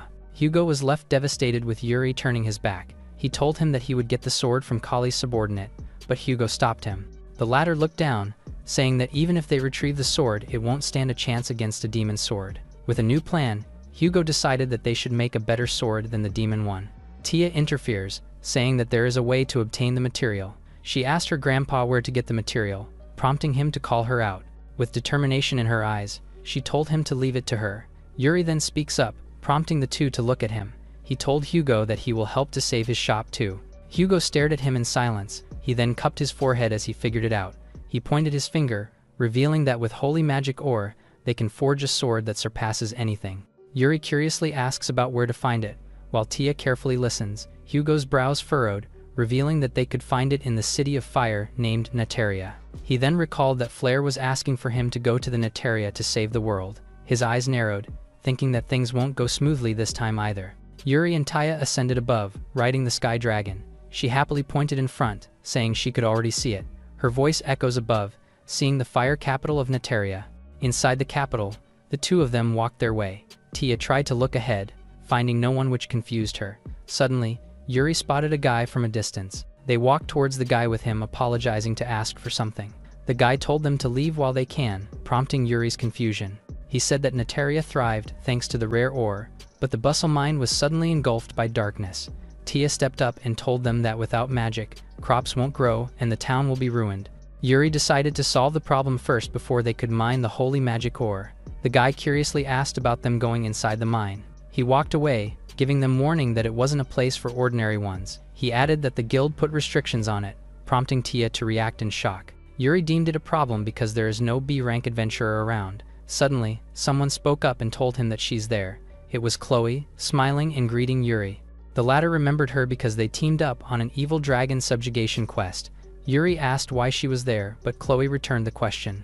She revealed that she came to investigate the dark magic energy on Bustle Mine. She remembered that they mentioned B rank earlier, to which Yuri admitted that they came for the mine too. He added that they came to collect holy magic ore and asked if they could tag along. Chloe acknowledged Yuri's strength, saying he'll be a great asset, but an elf instantly objects to Chloe's proposal. It was Basti, saying that they can't allow unknown individuals on their team. Chloe scolds him, saying that Yuri is even an S-rank adventurer. Basti walked past, saying Yuri is no match for him. Yuri halted him, prompting him to look back. He told him that they needed to go to the mine no matter what. He pointed at him, telling that if he recognized his strength, they could tag along. His eyes narrowed, accepting Yuri's invitation. The two of them faced each other, with Basti saying that their duel will be held at Ice Tower. Chloe and Tia watched as Basti continued.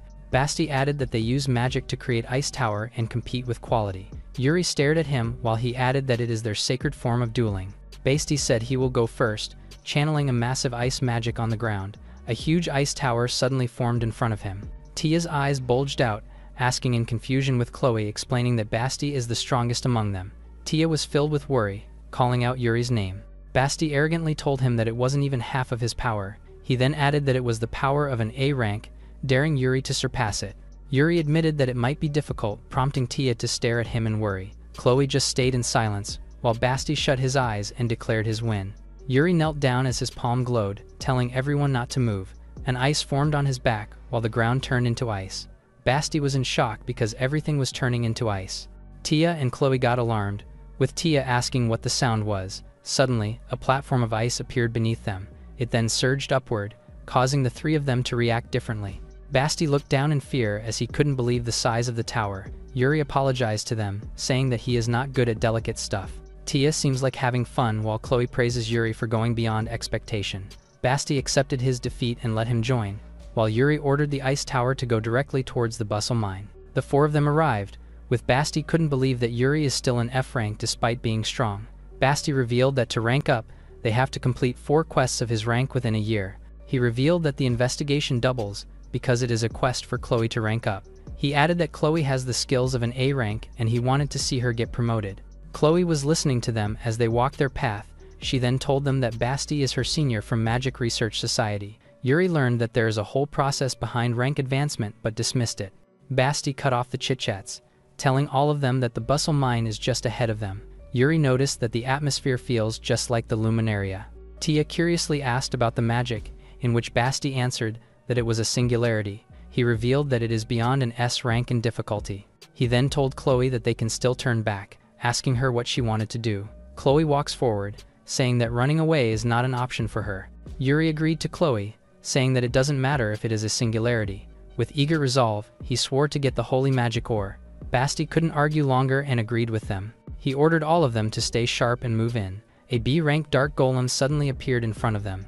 Basti activated his fire magic, while Chloe summoned an air arc using her magic. Both of them channeled their power towards the golem, hitting directly. Tia carried her hammer with determination, following up an attack towards the opponent. As she gets back, she tells them that it is tough, prompting Basti to react in frustration. The dark golem loomed over them, realizing that its high resistance is due to dark magic. Yuri raised his hand, surprising the two in front. His cold eyes glowed, and a massive holy magic engulfed the golem's whole. He moved forward, telling them that holy magic works well against dark monsters. He turned his head, telling them to keep it busy while he purified them. Basti asked who he was in confusion because he's using a rare magic like nothing. Chloe and Basti worked together to keep the monsters busy, freezing all the golems in front, while Yuri just coldly swung his arm, engulfing the whole area with holy magic and turning the golems into pieces. Basti praised their great coordination while Chloe told him that they could move smoothly. Tia suddenly shouted, telling all of them to stay alert.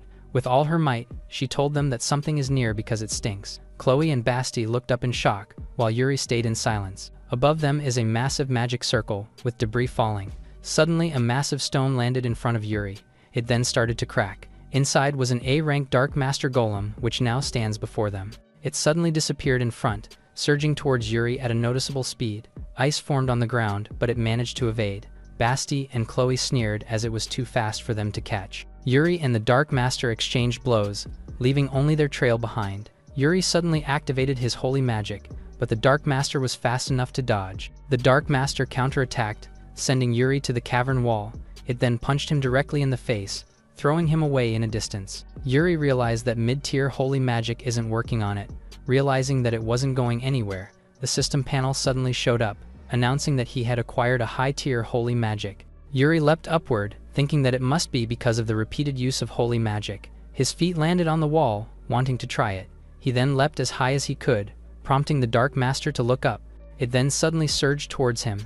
He then summoned a massive spear on his hand. He struck it down towards the Dark Master, welcoming him with his high-tier magic. A massive explosion took place, making his comrades brace themselves. Chloe curiously asked what happened, but even Tia couldn't see anything. With eyes half closed, Tia was confused.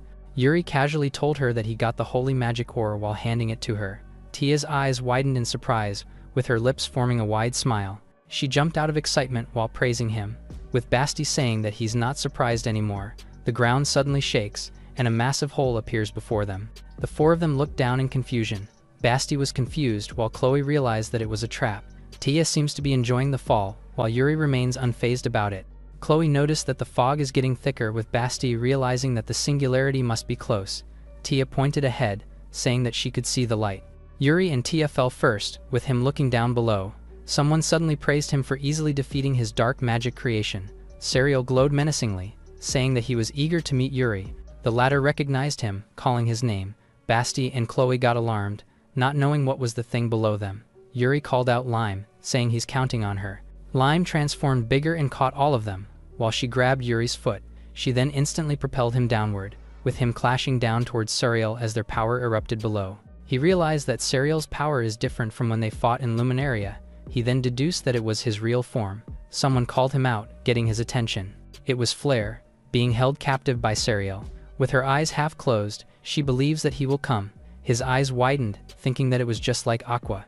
He felt like they had met somewhere before. He then recalled what Aqua had said to him about the Fire Priestess. With eager resolve, his eyes narrowed and swore to rescue her as soon as possible. Serial suddenly appeared behind him, saying that it wasn't the time to get distracted. A massive ice shard suddenly appeared, with Chloe and Basti riding it. They managed to land an attack towards Serial. Raising their glowing hands, they told Yuri that they would support him. The latter turned his gaze at them, while Serial deemed them as annoying little bugs. Watching from afar, Tia noticed that the enemy is way stronger than the golem. With her wide eyes and mouth parted, she was amused by how amazing adventurers are. Chloe summoned fireballs and channeled it directly at the enemy, while Yuri surged forward to launch an attack using his glowing sword. Sariel was thrown away due to their combined attack. With Chloe and Basti's long-range magic attacks and Yuri's mid-air combat with ice mobility, Sariel smirked and deemed all of it a pain on his part. He then flickered his hand. The four of them seemed to be overwhelmed by pressure. Sariel released his powerful dark magic, enough to level the battlefield. Ice debris fell as Basti was sent away with it. Sariel looked down, clearing all the other obstacles for their one-on-one fight. He stared at Yuri's comrades, saying that humans are weak and fragile, while Flare watched all of them fall with her brows furrowed. Sariel's eyes glowed, thinking of them being a noble demon with eternal strength and beauty like him. Yuri stepped forward, prompting Sariel to notice him. He realized that there was one exception among them. It was Yuri, a monster who gave up being a human. He smirked at Yuri, saying that there will be no more interruptions. Yuri stared at him in silence as he continued to bring the battle into its finale. His sword glowed in blue while his other hand was covered with flames. He then emitted a massive golden energy while Sariel watched from above. Yuri swore that anyone who gets in the way of his freedom will be crushed. Sariel smirked at him, summoning his scythe covered in dark magic. In a blink of an eye, he descended towards Yuri's position. With a twisted face, he shouted with all his might and faced Yuri head-on. The battlefield was riddled with countless sword slashes and energy streaks as they fought. Yuri's burning eyes sharply pierced through the enemy with his gaze. He charged forward with his body enveloped in golden and blue energies. A simple horizontal swing from him tore a bluish arc into the air as it was unleashed towards Sariel. The latter spun his weapon in response, creating an improvised barrier to shield himself from the attack. He then hurled several ring blades conjured out of energy toward Yuri, to which he slipped past through them and dashed to approach the enemy. Sariel gestured his hands to control his blades, causing them to change direction mid-air and chase Yuri. But he saw this and was ready, responding by creating a barrier around himself with his sword slashes. He quietly endured as the dark ring blades slashed all over him. After that round, Sariel stood up confidently while Yuri was totally roughed up. The Dark Angel looked at him with a taunting expression and teased him. Seeing Yuri barely standing, he asked what happened to all that confidence from earlier. Still, his eyes continued to burn coldly. Looking at the enemy's weapon, it was a Grim Reaper's death scythe that absorbs blood from the wounds it inflicts. While they resumed the confrontation, he finally realized that this fatigue is all because of the blood loss from the scythe. He knew that the speed gap would only widen at this rate and realized the gravity of his situation. Suddenly, someone activated the elf's secret art from afar. It unleashed the breath of the wind god toward Sariel, surprising Yuri himself as he looked at the attack. He then heard a voice telling him to not lose. It was Chloe who attacked with Basti's support, telling him he's not the kind of man who goes down like that. Sariel turned to her and said that it won't change anything. He then hurled a projectile aiming to kill them first, but Yuri won't let them and suddenly appears in front of him with his newly acquired wind magic. He stood confidently and brandished his sword to him, saying something has changed. He then called him an annoying little heartless replica, pissing Sariel off. Their conversation instantly transitioned to fighting again, with wind and dark energies blitzing through the battlefield. They maximized the use of the field through their powerful attacks while evading each other. They exchanged countless blows in an instant, piercing through the place. Yuri barely managed to outpace him, but he knew it's only a matter of time before he adapts. With this, he planned to end it in one go and exuded his powerful energy. A surge of blinding golden light burst forth from his sword as he thrusted forward. These golden lights approached Sariel and threatened to pierce him, but he only smiled confidently as he activated his skill, the World of Darkness. Suddenly, Yuri was transported into a space filled with nothing but darkness. Sariel then revealed that he has already prepared a counter for Yuri's ultimate. The distant darkness threatens to slowly consume his body. This time, Sariel believes it's over for Yuri and he will surpass him as number 0 to rise even higher. But from the darkness, an undying ember was born. It then expanded into a powerful light that revealed the silhouette of Yuri's new form. Sariel was confused, while Yuri heaved a calm and composed breath. Emerging from the flames, Yuri stood with a body like that of a war god. Flare then spoke as she was tied, reiterating that she already warned him that Yuri swore to take him down. Yuri's eyes stared at the enemy with a cold burn, a terrifying calm. Sariel desperately cursed out the spirits for helping Yuri and getting in his way. He then expressed his disappointment in Yuri, who was once hailed as the number 0. Back then, he was once a lone warrior who rejected the company of anyone. And now, he's receiving help from his newfound allies. He said that he can't do something on his own. He activated his final skill in desperation, calling him disgraceful as he asked if this is the freedom he sought. Yuri stood still as the dark projectile began drilling its way towards him. But before the darkness touched him, it was split by the powerful flame field that surrounds Yuri. The latter then reflected how he used to not care what happened to anyone else as long as he had his freedom. But he realized that it was not that simple. Remembering his experiences, he reflected that life is all about helping and being helped in return.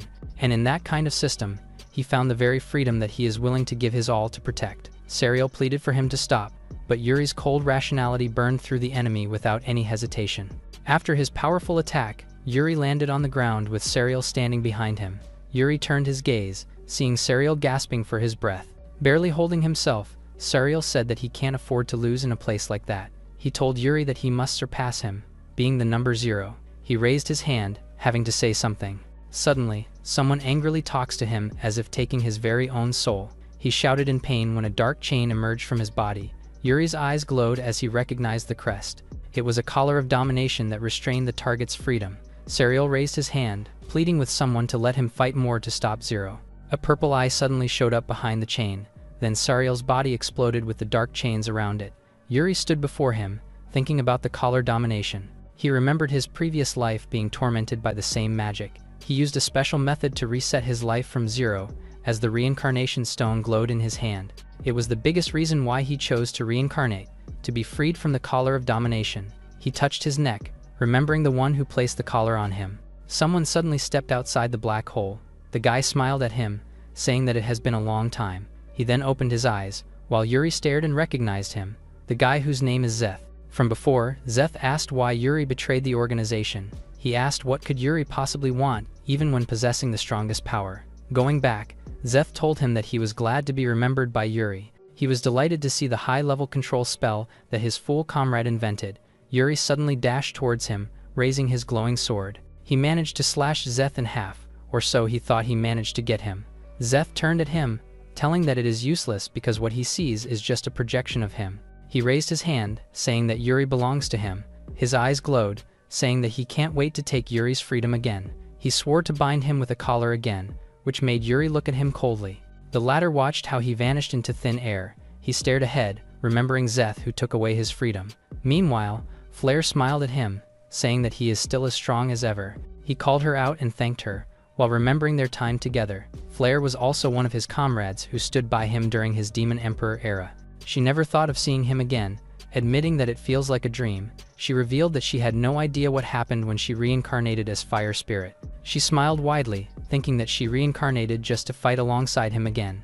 Yuri thought that Flare's situation is similar to Aqua. Flare turned her back, saying that they can't still let their guard down. He managed to protect the Fire and Water Spirit, but the remaining ones are still out there. She raised her fist, saying that she's counting on him. She smiled and told him to protect all the spirits before they fall in their hands and save the world again. Yuri replied that he will only fight for his freedom, but Flare just smiled at him widely. Chloe and Basti watched the two together. Chloe looked down, saying she couldn't do anything against the demons. With a sad expression, she thought that she wouldn't make it to A rank with just that. Basti called and assured her that she assessed the situation quickly and supported Yuri. He added that adventurers needed an ability to make a decision in an instant in which she possessed. They shake their hands, swearing to improve together. Yuri stared at them closely, while Lime and Tia declared that the battle ended in the Bustle Mine. Flare waved her hand at them, but there's still one thing left for them to do. Tia raised the holy magic ore, telling Yuri that she will definitely win the blacksmithing contest. Yuri agreed with her as the sky dragon flew away. Back at the blacksmith shop, Hugo couldn't believe that he actually got his hand on holy magic ore. Tia happily raised her fist, calling her grandpa to forge the sword that would win the contest. Hugo stayed in silence while holding his cup. He then apologized and told them that he didn't feel like striking it. Tia got mad, asking what he was talking about at times like this. Hugo made himself clear, instructing Tia to forge it. The latter's eyes widened in shock and couldn't believe that it was her. With his support, the mithril sword was a wonderful creation, but he can entrust it to her now. Hugo pointed at her, ordering her to forge the greatest sword to be a full-fledged blacksmith.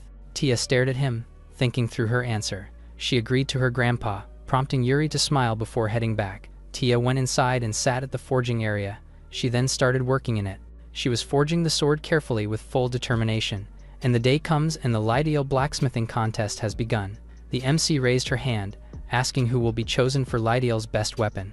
Yuri walked around as the MC called for entry number 1. He noticed that Tia and the others hadn't arrived yet.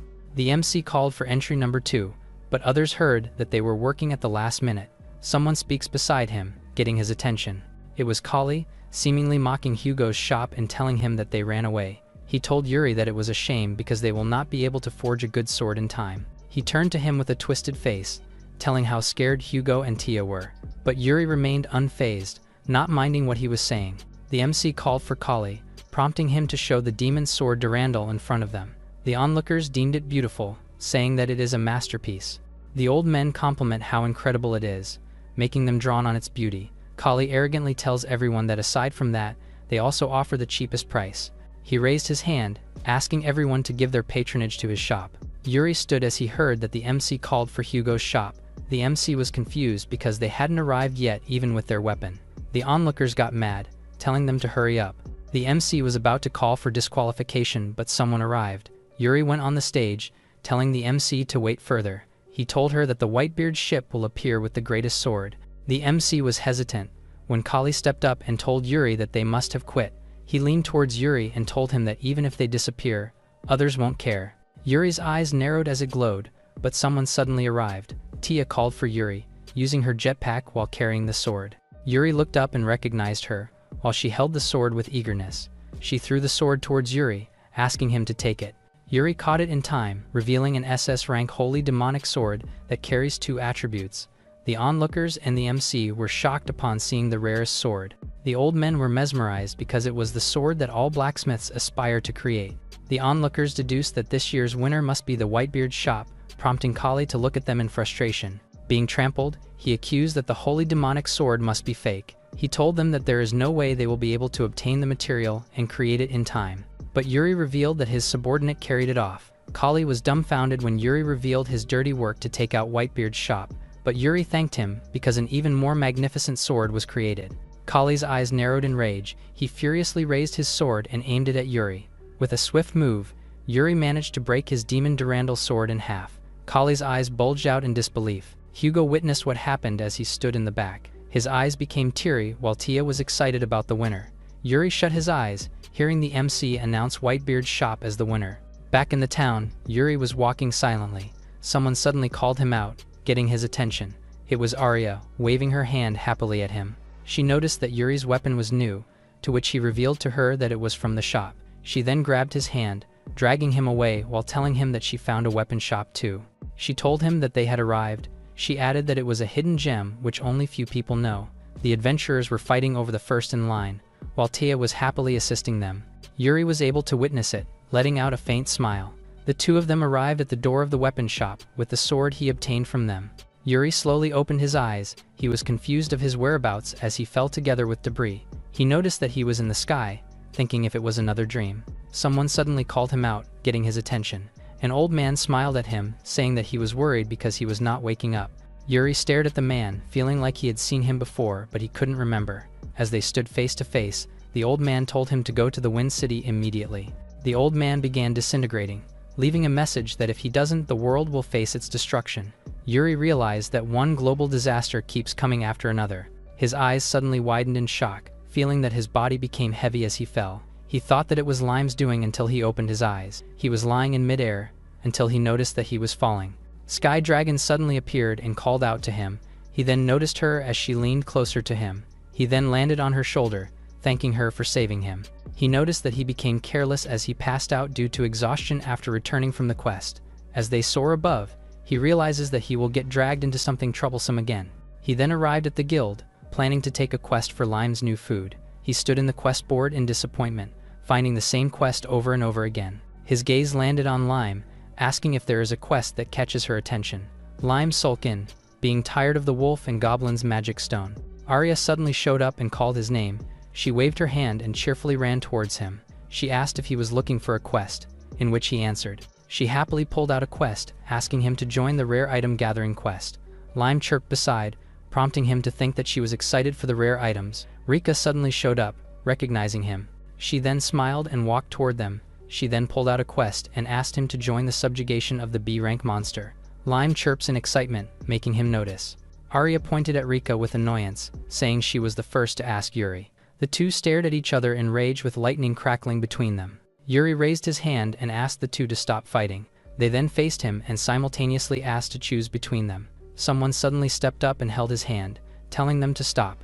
It was Isha, happily pulling him away and telling them that she's borrowing Yuri. Arya and Rika find it unfair while trying to stop her, prompting Aisha to stop and stare at them menacingly while telling them that it is an emergency quest. Yuri seems so done with them, thinking if his opinion matters. As they bicker below, someone was watching them from a distance. It was a purple-haired girl, keeping her watch on them. At the eastern forest, Isha apologized to Yuri for dragging him all along.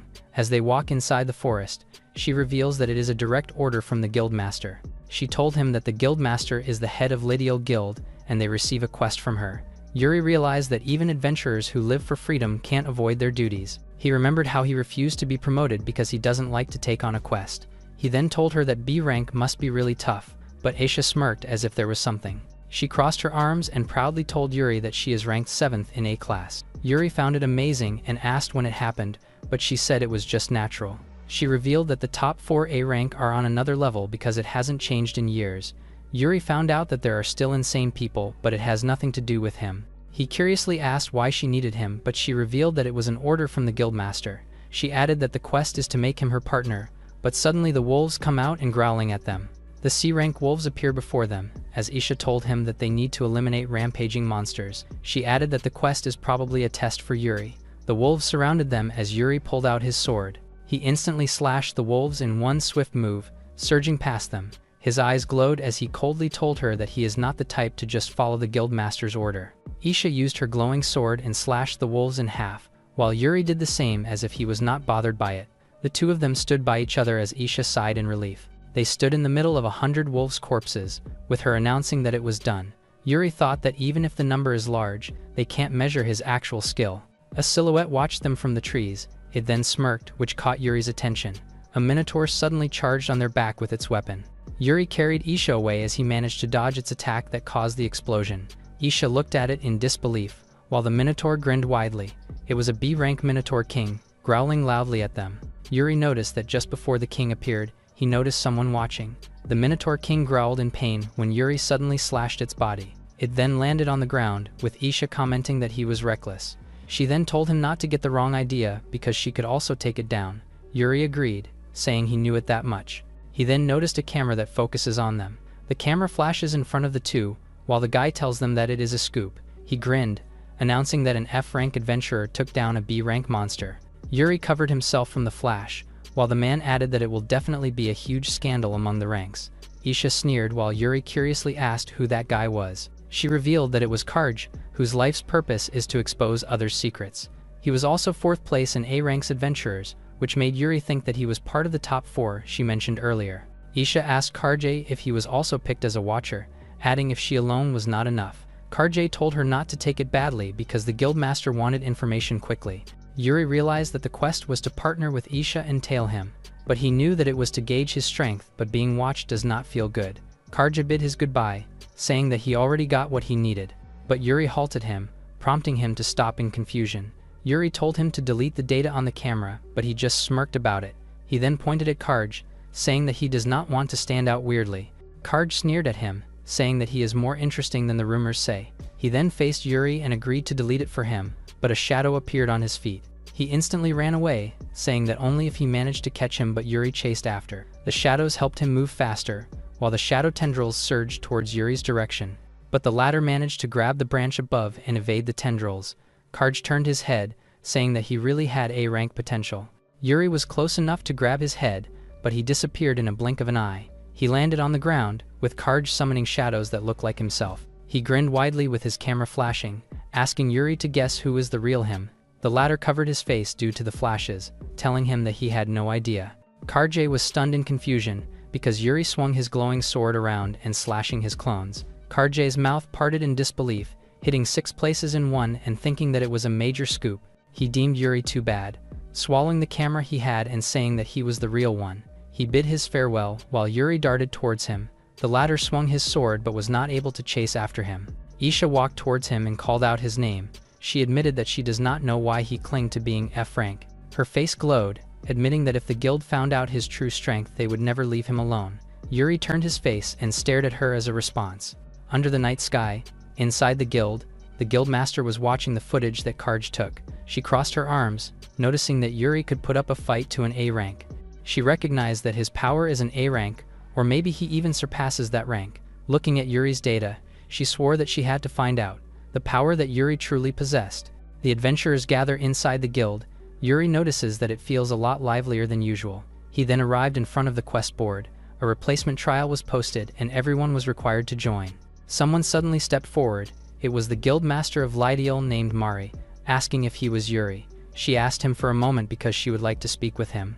Yuri finally met her, asking what she wanted from him. She revealed that she heard a rumor that an adventurer is falsifying their rank. She added that the adventurer possesses a strength equivalent to an A rank and asked if it sounds familiar to him. Yuri suddenly answered and told them that someone like that is awful, leaving them dumbfounded. Mari fixed her glasses, saying that he really plays dumb as the rumor says. A hologram appeared above her palm, asking if he would feel the same after watching it. The hologram shows Basti, telling the guild that it is such a loss to keep him as F rank. Arya then proudly said that she had known him for a long time and he is the best. Butch suddenly appeared, telling how powerful he was but arrogantly brought himself. Rika showed up, saying that calling him the strongest in the history wouldn't be an exaggeration. After that, Mari asked him if he would still claim to be an F rank. Yuri affirmed and apologized, repeating what he had said during the promotion. But Mari cut him off, saying that she knew his circumstances. She knew how much he values freedom above anyone else. She then boldly added that during the replacement trial, she wanted Yuri to ascend to S rank. The adventurers' mouths parted in disbelief upon hearing it. While 3 other people showed an interesting smile, the main attraction just stared at her unimpressed. Mari revealed that being an S-rank adventurer he will be able to do what he wants and live freely. And from their perspective, the guild's authority will boost. Yuri thought that it was really a good proposal, but he won't be able to go unnoticed. Someone from above suddenly blurted out that it is getting juicy. It was Karj, telling everyone that it was a scoop. Yuri recalled that he was the guy from yesterday. Someone appeared again and told them that he heard everything. It was Leon, confirming if the condition also applies to them. A woman sitting above also heard the condition. It was Maka, saying that the title was too perfect for her. Another one found it unfair if only Yuri got to be an S rank, prompting the latter to stare at him in silence. It was Roy, standing before them and asking to let him in too. The adventurers couldn't believe what they were seeing. It was the 4 heavenly kings of A rank, gathering in one place. Yuri recognized them because of Isha, while Mari cupped her head because of them. Roy walked towards Yuri and introduced himself. Yuri noticed that compared to others, he gives off a different aura, deducing that he is the top one. He accepted his hand, saying that it was nice to meet him too. Suddenly, lightning engulfed his whole body. His eyes twitched, recognizing that it was a lightning-based magic. Roy apologized to him, saying that it is his way of saying hello. With a smirk on his face, he revealed that most adventurers would pass out in seconds, but Yuri proved him otherwise. The lightning slowly weakened as they stood face to face, with Roy pulling out his hand amidst the smoke. Yuri apologized to him, saying that he doesn't want to stand out anymore. Roy smiled in sarcasm, asking if he was like those types who act cold. Roy told him that he really despises those who look down on other adventurers. His eyes narrowed, saying that he wanted Yuri to get serious. But Yuri just stared at him, completely clueless about it. Mari stepped up and stopped him, saying that he is inside the guild. Roy turned his back, telling her not to get angry because he is just messing up with Yuri. He started walking away, bidding his goodbye. The 4 top rankers started taking their leave, with Roy telling him that he is looking forward to tomorrow. Yuri didn't reply and just watched them walk away. He then looked at his hand and realized that he attracted trouble again. Mari turned her head at him, apologizing for what happened. She then began introducing Roy. He was the rank 1 and the only one who can use lightning magic. She worriedly told him that he acts freely because of his strength, but he is not a bad guy. Yuri thought of him, thinking that his strength is proven, so there's no need for a replacement. He then asked Mari if the replacement battles can really test his strength. He added that if it is only to test his strength, there could be another way for it. Mari smirked at him, saying that he acted oblivious but sharp. She revealed that the replacement battles serve a purpose of choosing members for a special quest. Her gaze went sharp, saying that the selected members will be heading to the Wind City, Old Peak. He recalled the old man, telling him to go to that city immediately. He looked down, thinking that he was back on the same pattern again. With resolve, he now found a reason to go to the Wind City. Gathered inside the training were the 250 adventurers. Mari stepped up, announcing the replacement battles that were posted a day ago. During the period, they will kill monsters and gather magic stones to submit to the guild. After the assessment, based on the rarity of the stone, they will be re-ranked. However, if they withdraw from the test, their license will be revoked. Among those were Rika and Arya, who were lower than their actual strength, and Butch, who has stayed in his rank for years out of complacency. The guild was holding it because of the rank discrepancies. Adventurers like them always live next to death, but those who overcome countless hardships and seize glory, they were the ones who were called adventurers. Yuri stared at everyone else, having the number 1 on his panel. Mari raised her hand as the Lidio Guild replacement battles began. Yuri raised his hand, telling Lime that they have to finish it quickly. He then bit his finger, summoning his sky dragon and soaring up the sky. Yuri then asked what Lime could see, but she was eagerly focusing on finding something. She then chirped longer as if spotting something. Lime found a glowing spot inside the forest. She then opened her eyes as if announcing it. She reshaped herself as an arrow and pointed the direction to him. A golden light surged past the sky as Arya and Rika watched it. They recognized that it was Yuri, prompting them to be determined. Roy gazes above, recognizing the spirit as it should be. Yuri found a monster from above with the help of Lime. He then landed in front of the massive Cyclops. The B-rank Giga Cyclops roared at him, prompting him to apologize because the one he freed will be killed by now.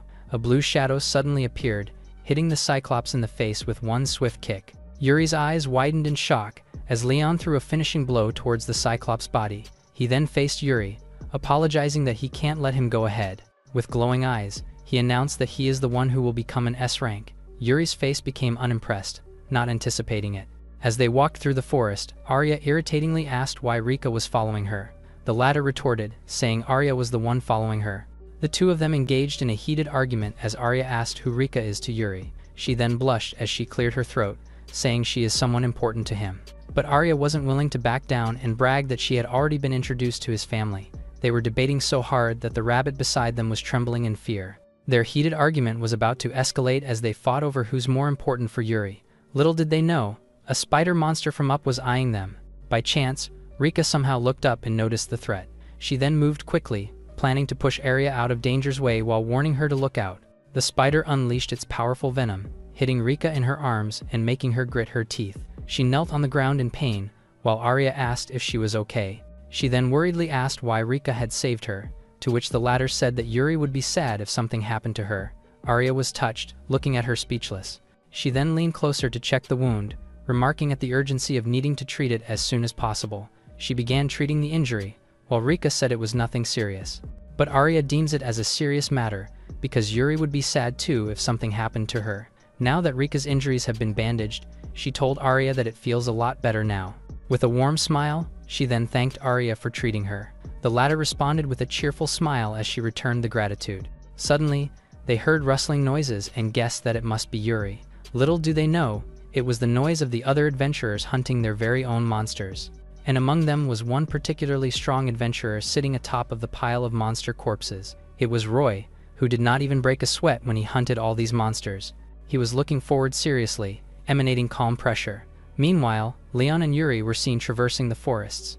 Yuri looked behind, glancing at Leon, who was keeping up with his speed. He then asks why he was tagging along, to which Leon finds it a foolish question. He said that there's a strong ranked monster nearby, and they're both after it. Hearing that Leon wants to defeat him, Yuri thinks he's a troublesome company. As they were getting out of the forest, a massive snake coiled out and faced them. It was a rank B sand snake, waiting for them. With one swift move, Yuri was able to close the distance with the snake, but just then, Leon was already in the air and was preparing to attack. He then came down at the snake with a powerful downward kick. Seeing this, Yuri couldn't help but think that he's surprisingly agile for his size, but there was one more monster aiming to charge at them. Seeing this, Maka activated her holy magic, catching both Yuri and Leon's attention. She then fired the arrow of affection directly to the monster's chest. As the monster fell down to the ground, Maka told them that they seemed to be having fun. She then stood with a confident smile and told them she wanted to join in too. Yuri looked at her, wondering what was going on, as the other adventurers kept coming. Then as she was standing, a monster bear suddenly emerged behind her to attack, but she was able to swiftly dash sideways to evade the bear's attack. The rank B monster began chasing her, but she seems to be having fun. She then turned around to prepare an attack, unleashing another arrow of affection that pierced through the monster's chest. She then let out a hearty chuckle, claiming that she's really a genius. Leon couldn't help but remark that the Saintess's power remained strong despite her age, but hearing him poke at her age pissed Maka off, threatening to pull out all his hair. Their playful banter continued as Maka fired her attacks at Leon. Watching this, Yuri couldn't help but be amazed by the A-rank adventurer's powers. He charged at the monsters, saying he had never struggled this much against another adventurer before. But still, he won't let himself fall behind and finally decided to take things seriously. Golden light streaked through the battlefield as he tore the monsters to pieces with a single attack. He looked forward, declaring that just standing idly around is not his style. Seeing this, both Leon and Maka were astonished. Yuri confidently stood before the monsters he had slain. He admits it was tough, but at least he managed to get a B-rank magic stone. Suddenly, he noticed black smoke coming from behind.